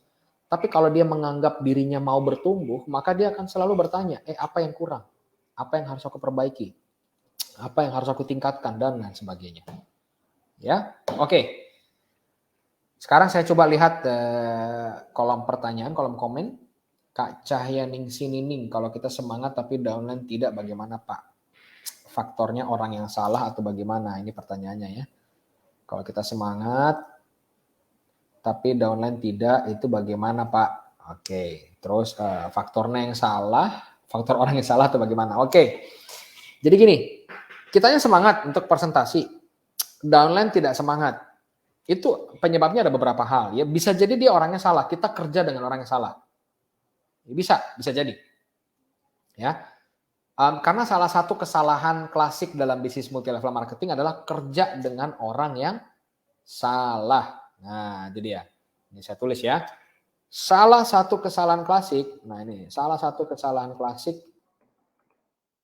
dalam bisnis, network marketing adalah kerja dengan orang yang salah. Tuh, saya munculin. Salah satu kesalahan klasik dalam bisnis marketing adalah kerja dengan orang yang salah. Dan jadi Kak Cahyaningsih bisa jadi kita kerja dengan orang yang salah. Itu nomor satu. Ya. Bagaimana cara kita tahu dia orang yang salah apa bukan? Nah, ini pertanyaan penting. Kita harus kembali kepada kriteria dengan siapa kita mau bekerja bersama. Kak Cahyaningsih mungkin perlu ikut nih training saya yang namanya membangun teamwork. Ya, saya udah sekali waktu itu nyampein di bulan Desember kalau tidak salah. Ya. Ketika kita memutuskan mau membangun teamwork, kita harus punya kriteria. Kriterianya itu adalah kita mau kerja dengan orang yang seperti apa. Ya. Kriterianya, kita mau kerja dengan orang seperti apa. Ini penting. Jadi Kak Cahyaningsih, Kak Nining harus tentuin dulu, saya mau kerja dengan orang seperti apa. Fast respon, mau diajarin, mau dibimbing, atau gimana? Kak Nining yang nentuin. Kak Nining mau kerja dengan orang seperti apa. Nah, kalau Kak Nining udah nentuin, saya mau kerja dengan orang yang begini, maka saya tinggal balikin. Ini orangnya memenuhi kriteria itu nggak? Yang paling berbahaya itu adalah kita nggak punya kriteria. Aduh, saya belum nentuin ya kriterianya. Itu sama kayak perusahaan buka lowongan tapi nggak ngasih kualifikasi. Perusahaan buka lowongan, dibuka lowongan sales manager tapi nggak ada kualifikasinya. Siapa aja yang masuk diterima. Tiba-tiba orang itu nggak bisa kerja. Terus ditanya, kamu yakin ini orang yang kamu mau kerja bareng? Iya, nggak ada kualifikasinya waktu itu. Siapa yang mau aja saya ambil. Nah, ini yang berbahaya. Jangan hanya orang yang mau, ya, tapi ada kriteria. Gini Kak Cahyaningsih, kalau aku boleh sederhanakan lagi, sama kayak kita milih jodoh. Nah, ya Kak Cahyaningsih, Kak Nining udah nikah belum nih? Kak Nining pasti punya kriteria jodoh kakak itu seperti apa. Orang rata-rata, bukan orang ya, semua orang punya kriteria. Terlepas dari kriterianya terpenuhi apa tidak itu urusan belakang. Tapi sebelum mereka menikah, sebelum mereka membangun hubungan, mereka punya kriteria. Saya pribadi pun saya punya kriteria mengenai pasangan. Jadi nggak sembarangan memilih pasangan. Betul ya? Nah, jadi kalau pengen tahu dia orang yang tepat atau orang yang salah, kan tadi Kak Nining bertanya, faktor orang yang salah atau gimana? Ini kembali ke kakak. Kakak udah nentuin belum kriterianya? Kalau Kak Nining belum nentuin kriterianya, sekarang tentuin kriterianya. Ya. Yang kedua adalah, selain dari salah orang, yang kedua adalah kita mungkin kurang mengcoaching dia dengan baik. Kita menuntut dia, meminta dia, mendorong dia melakukan presentasi, tapi kita nggak bimbing. Itu sama halnya ketika kita punya anak murid. Ya, tadi di sini ada yang guru juga kan ya. Tadi kalau nggak salah saya lupa namanya. Kita minta murid kita menguasai matematika atau menguasai berenang. Tapi kita nggak ngajarin dia berenang. Kita minta dia nyemplung. Nyemplung aja ke kolam renang. Terus kecipak gini. Nanti kamu pasti bisa. Iya kalau dia bisa ngambang. Kalau dia nggak ngambang, tenggelam, tewas. Ya, jadi jangan sampai kita meminta mereka tapi tidak membimbing. Nah, ini dia. Ya, ini kesalahan yang kedua. Ya, nggak punya kriteria.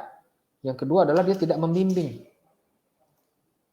Nah, ini ya, tidak membimbing. Kalau dia nggak membimbing, gimana caranya orang bisa maju? Dia nggak dibimbing. Kita aja bisa lulus SD, lulus SMP, lulus SMA, dan mungkin ada yang jadi sarjana karena dibimbing, diajarin. Orang bisa sukses itu dua sisi.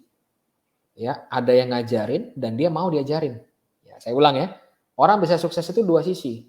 Ada yang ngajarin dan dia mau diajarin. Kalau udah ketemu udah klop. Peluangnya dia untuk berhasil lebih besar. Gitu loh. Kak Nining ya. Nggak dibimbing. Nah, itu itu faktor yang kedua. Jadi yang pertama bisa salah orang, yang kedua nggak dibimbing. Yang ketiga mungkin kita kurang sabar. Orangnya udah tepat. Sesuai kriteria. Dibimbing udah Pak. Udah saya udah bimbing Pak. Tapi dalam 3 hari ini dia belum rajin presentasi. Ya iyalah men, baru 3 hari. 3 hari orang diajarin presentasi, mau kayak gimana hebatnya gitu loh. Kasih waktu. Ya, di perusahaan aja orang ada namanya masa percobaan 3 bulan. Itu pun 3 bulan belum tentu dia hebat. Ya, itu kalau di dalam dunia kerja. Bisnis pun begitu, nggak ada yang instan. Cukuplah mie instan 3 menit jadi. Bisnis itu nggak ada yang instan 3 menit jadi, 3 hari jadi, 3 bulan langsung boom.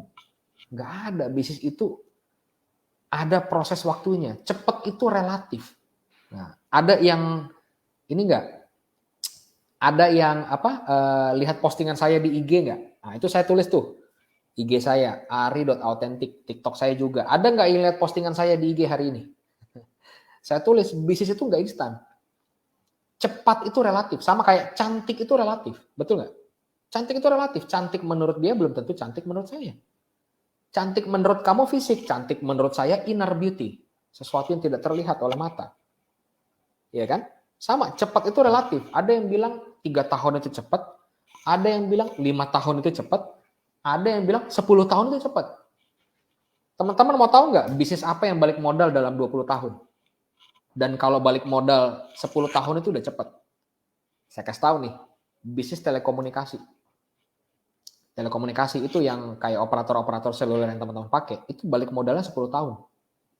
Baru bisa profit di tahun ke-11, bayangkan. Ya. Kalau dalam era sekarang ada perusahaan telekomunikasi baru, balik modalnya mungkin 20 tahun. Jadi kalau balik modal dalam waktu 10 tahun, itu cepat. Balik modal loh, belum untung. Nah, jadi makanya cepat itu relatif, tergantung marketnya, tergantung bisnisnya. Jadi jangan bilang, bisnis ini lebih cepat daripada itu, nggak bisa. Yang mutlak itu adalah bisnis tidak instan. Ya, saya ulang ya.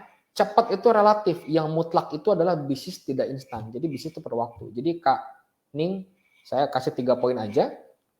Bisa jadi salah orang, bisa jadi nggak dibimbing dengan baik, ya. Atau yang ketiga, orangnya udah tepat, udah dibimbing, tapi kita kurang sabar. Ya, coba dia kasih dia waktu untuk benar-benar mempraktekkan secara konsisten. Ya, mudah-mudahan menjawab Kak Nining ya. Kemudian Kak Nurul, nah ini pertanyaannya agak panjang nih. Nah ini Kak Nurul nih. Pada saat presentasi, lalu yang dipresentasi memberi pertanyaan, tapi kita tidak bisa menjawab. Lalu kita ajak datang ke pertemuan, tapi dia tidak punya waktu. Atau tidak bisa datang ke pertemuan, diajak gimana Pak? Oh ini simple banget Kak Nurul. Wajar kalau kita menghadapi pertanyaan yang kita nggak bisa jawab, itu wajar. Ya, apalagi kalau kita baru memulai, pasti banyak pertanyaan yang nggak bisa kita jawab. Itu wajar banget. Jadi jangan merasa dunia berakhir karena saya tidak bisa menjawab pertanyaan, enggak ya. Tapi kalau setelah 10 tahun pertanyaan basic nggak bisa dijawab, nanti yang paling bahaya ya. Udah 10 tahun jalani bisnis tapi nggak tahu moon court itu apa. Nah itu yang jadi tanda tanya buat saya. Oke, balik ke pertanyaan Kak Nurul. Kalau kita nggak bisa menjawab pertanyaan dia, cara menghargainya adalah, Pak, saya catat pertanyaan Bapak, saya juga tulis nomor WhatsApp Bapak ya, saya akan kasih jawaban sama Bapak sesegera setelah saya dapat jawaban. Bapak mungkin ada pertanyaan lain selain yang ini Pak, supaya saya bisa sekaligus catat, jadi nggak bolak-balik. Itu poin pertama. Yang kedua, dia nggak bisa datang pertemuan. Nggak apa-apa, karena waktu tiap-tiap orang berbeda-beda. Ya, nggak apa-apa, karena waktu tiap orang berbeda-beda. Ada yang dia bisa datang saat ini tapi nggak bisa datang minggu depan, baru bisa datang bulan depan. Sementara mungkin kita pengen orang itu join di bulan ini. Gimana caranya? Ya udah, terima kasih Pak kalau Bapak memang nggak bisa datang. Mohon maaf, mungkin waktunya nggak tepat. Tapi ini Pak, sesuai dengan yang saya sampaikan kemarin, ini jawaban atas pertanyaan Bapak. Saya coba sampaikan ya Pak ya. Bapak lebih memilih saya telepon aja untuk saya sampaikan jawabannya, atau saya tulis di WhatsApp Pak? Nah, itu bisa. Atau kasih voice note untuk jawabannya. Terus setelah dikasih jawabannya, setelah dikasih voice note-nya, Bapak ada pertanyaan lain, boleh Pak silakan di reply WhatsApp-nya ya Pak. Kalau ada yang ragu lagi, boleh Pak silakan bertanya. Terima kasih, selesai. Memang bukan sesuatu yang ideal, tapi memberikan jawaban atas pertanyaan yang jangan ditunda-tunda. Ya. Oke. Kak Mila. Oke, ini Kak Mila sebentar. Kak Mila. Oh, Kak Nining udah nikah. Oke, siap. Kalau presentasi lewat online gimana caranya? Simpel aja Kak Mila, seperti yang saya lakukan hari ini. Ini presentasi online. Ya, online itu berarti kita tidak bertemu secara langsung tatap muka, tapi seperti ini. Persis seperti ini. Kak Mila mungkin pernah melihat yang lebih baik daripada apa yang saya lakukan, ya. Atau Kak Mila mungkin pernah melihat yang kualitasnya sama dengan yang saya lakukan. Kak Mila bisa belajar, ambil catatan-catatan penting. Apa misalnya contohnya, apa hal baik yang Kak Mila bisa pelajari dari saya yang presentasi lewat Facebook group ini. Coba catat ya, mungkin bahasanya sederhana, gestur, dan lain sebagainya.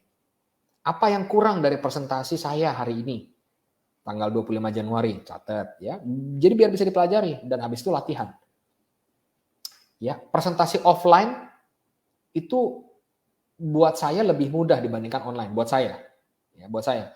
Walaupun persiapan training online itu lebih gampang. Persiapannya lebih gampang kalau online, nggak ribet. Kalau training offline itu proyektor, pencahayaan, listrik, sound system, mic, apalagi kalau sudah ngomong sama 50 orang nggak mungkin pakai suara kayak gini, harus pakai mic. Terus ini presentation clicker yang pakai pointer segala macam itu harus disiapin. Ya. Tapi saya pribadi saya lebih suka presentasi offline karena ketemu dengan orang secara langsung. Kalau online, waktu saya pertama kali memulai online sama saya juga kaku. Kalau Kak Mila melihat saya sekarang, Pak Ari pembawaannya enak training online. Nah, Kak Mila kan belum lihat saya pertama kali presentasi online gimana. Asli kaku banget ya. Karena dari yang biasa ketemu orang jadi nggak ketemu orang ya karena pandemi. Nah itu dia. Ya, tapi model persiapannya 3 tahapan persiapan, 3 proses presentasinya itu sama baik online maupun offline. Ya. Oke. Kemudian oke, Kak Cahya Ningsih nih. Ternyata lingkungannya toksik ya. Nah, sudah bertahun-tahun Pak, cuma toksiknya di lingkungan. Nah, kalau lingkungan orang tersebut nggak bisa kita kontrol, Kak Nining. Kalau lingkungan kita bisa kita kontrol dan butuh kedewasaan mental, kedewasaan pikiran untuk kita memilih lingkungan yang terbaik. Ya. Kalau dia belum nyampe di tahap kedewasaan mental tertentu yang diharapkan, maka kita punya pilihan. 1, kita tinggalin orang itu, apalagi itu sudah bertahun-tahun. Tinggalin maksudnya apa? Silaturahimnya tetap dijaga, tapi kita nggak kerja bareng sama orang itu secara bisnis. Saya nggak cocok dengan orang yang kerja seperti ini. Mentalitasnya masih di situ-situ aja. Udah bertahun-tahun dia nggak bisa memilih lingkungan yang baik. Ya, karena kalau kita mau sukses, kita harus berada di lingkungan yang tepat. Ya, karena ini kita nggak bisa sukses sendirian. Kita sukses itu harus bareng-bareng. Dan juga untuk kita bisa sukses, kita harus punya pikiran, perspektif yang tepat. Kalau kita selalu berada dalam lingkungan pergaulan yang negatif, ya kita nggak akan bisa sukses. Kalau teman-teman lihat postingan saya di Instagram hari ini yang ari.authentic, teman-teman akan lihat di situ postingan saya. Kalau kita mau sukses, harus belajar dari orang yang sukses. Jangan belajar dari orang yang gagal. Kalau kamu mau sukses, temanmu 10 orang adalah orang-orang yang gagal dalam MLM, ya kamu akan lebih sulit untuk sukses. Ya, jadi Kak Nining, keputusannya di tangan kakak. Oke. Terus pertanyaan berikutnya, izin bertanya, ini siapa nih? Kak Rosalia ya. Izin bertanya Pak Ari, ketika kita menawarkan produk ke calon konsumen, disertai edukasi tentang keluhan serta memberikan knowledge produk, menjelaskan value dari produk tersebut, baik secara offline maupun online, sudahkah itu termasuk presentasi? Oke, terima kasih. Menawarkan produk ke calon konsumen, ya. Itu adalah bagian dari presentasi karena ada harga, ada benefit, apalagi ini ada edukasi tentang keluhan serta memberikan knowledge produk. Ya, produk ini cocok untuk meregulasi lemak di dalam darah, mengatur lemak di dalam darah. Produk ini cocok untuk mereka yang mau mengontrol kadar gula di dalam darah. Harganya sekian. Nah, ini kalau paket ini kesehatan tulang ada 3 produk, isinya ini, masing-masing produknya gunanya ini. Kemudian menjelaskan value dari produk berarti bukan harga. Ya, price sama value itu 2 hal yang berbeda. Price itu harga, ini harganya 350.000. Value yang Bapak bisa dapat adalah dengan mengkonsumsi 1 saset kalsium setiap hari, Bapak nggak perlu ribet mikirin makanan yang sehat. Mulailah hari di pagi hari dengan minum 1 saset kalsium ya dari Tiens High Nutrient Kalsium dengan air hangat, maka Bapak udah dapat semua kalsium yang dibutuhkan dan nutrisi yang dibutuhkan oleh tubuh. Bapak tinggal tambahkan makan makanan sehat dan pola hidup sehat. Nggak pakai ribet, Pak. Hanya dengan harga 350.000 saja Bapak bisa mendapatkan manfaat itu. Dan Bapak bisa fokus mikirin hal-hal yang lebih penting daripada soal makanan. Gimana, Pak? Bapak pilih 350.000 tapi nggak pakai ribet milih makanan, atau Bapak milih ribet nyari makanan sendiri? Ingat, Pak, ada hal-hal yang tidak bisa diukur dengan uang. Ya, ada hal-hal yang tidak bisa diukur hanya dengan nilai uang. Tapi ada hal-hal yang sangat penting, yang contoh seperti waktu dengan anak. Jangan sampai Bapak masih ribet mikirin makanan yang sehat seperti apa, akhirnya hilang waktu Bapak dengan anak, hilang waktu Bapak dengan istri. Udah, beli aja 350.000, Pak. Satu kantong sehari, ya, dengan harga 350.000, Bapak punya waktu berkualitas dengan anak, waktu dengan istri. Karena banyak hal yang tidak bisa dinilai dengan uang. Gimana, Pak? Kira-kira Bapak mau beli Tiens High Nutrient Calcium? Nah, itu seperti itu. Itu sudah termasuk presentasi, ya, Kak Rosalia. Oke.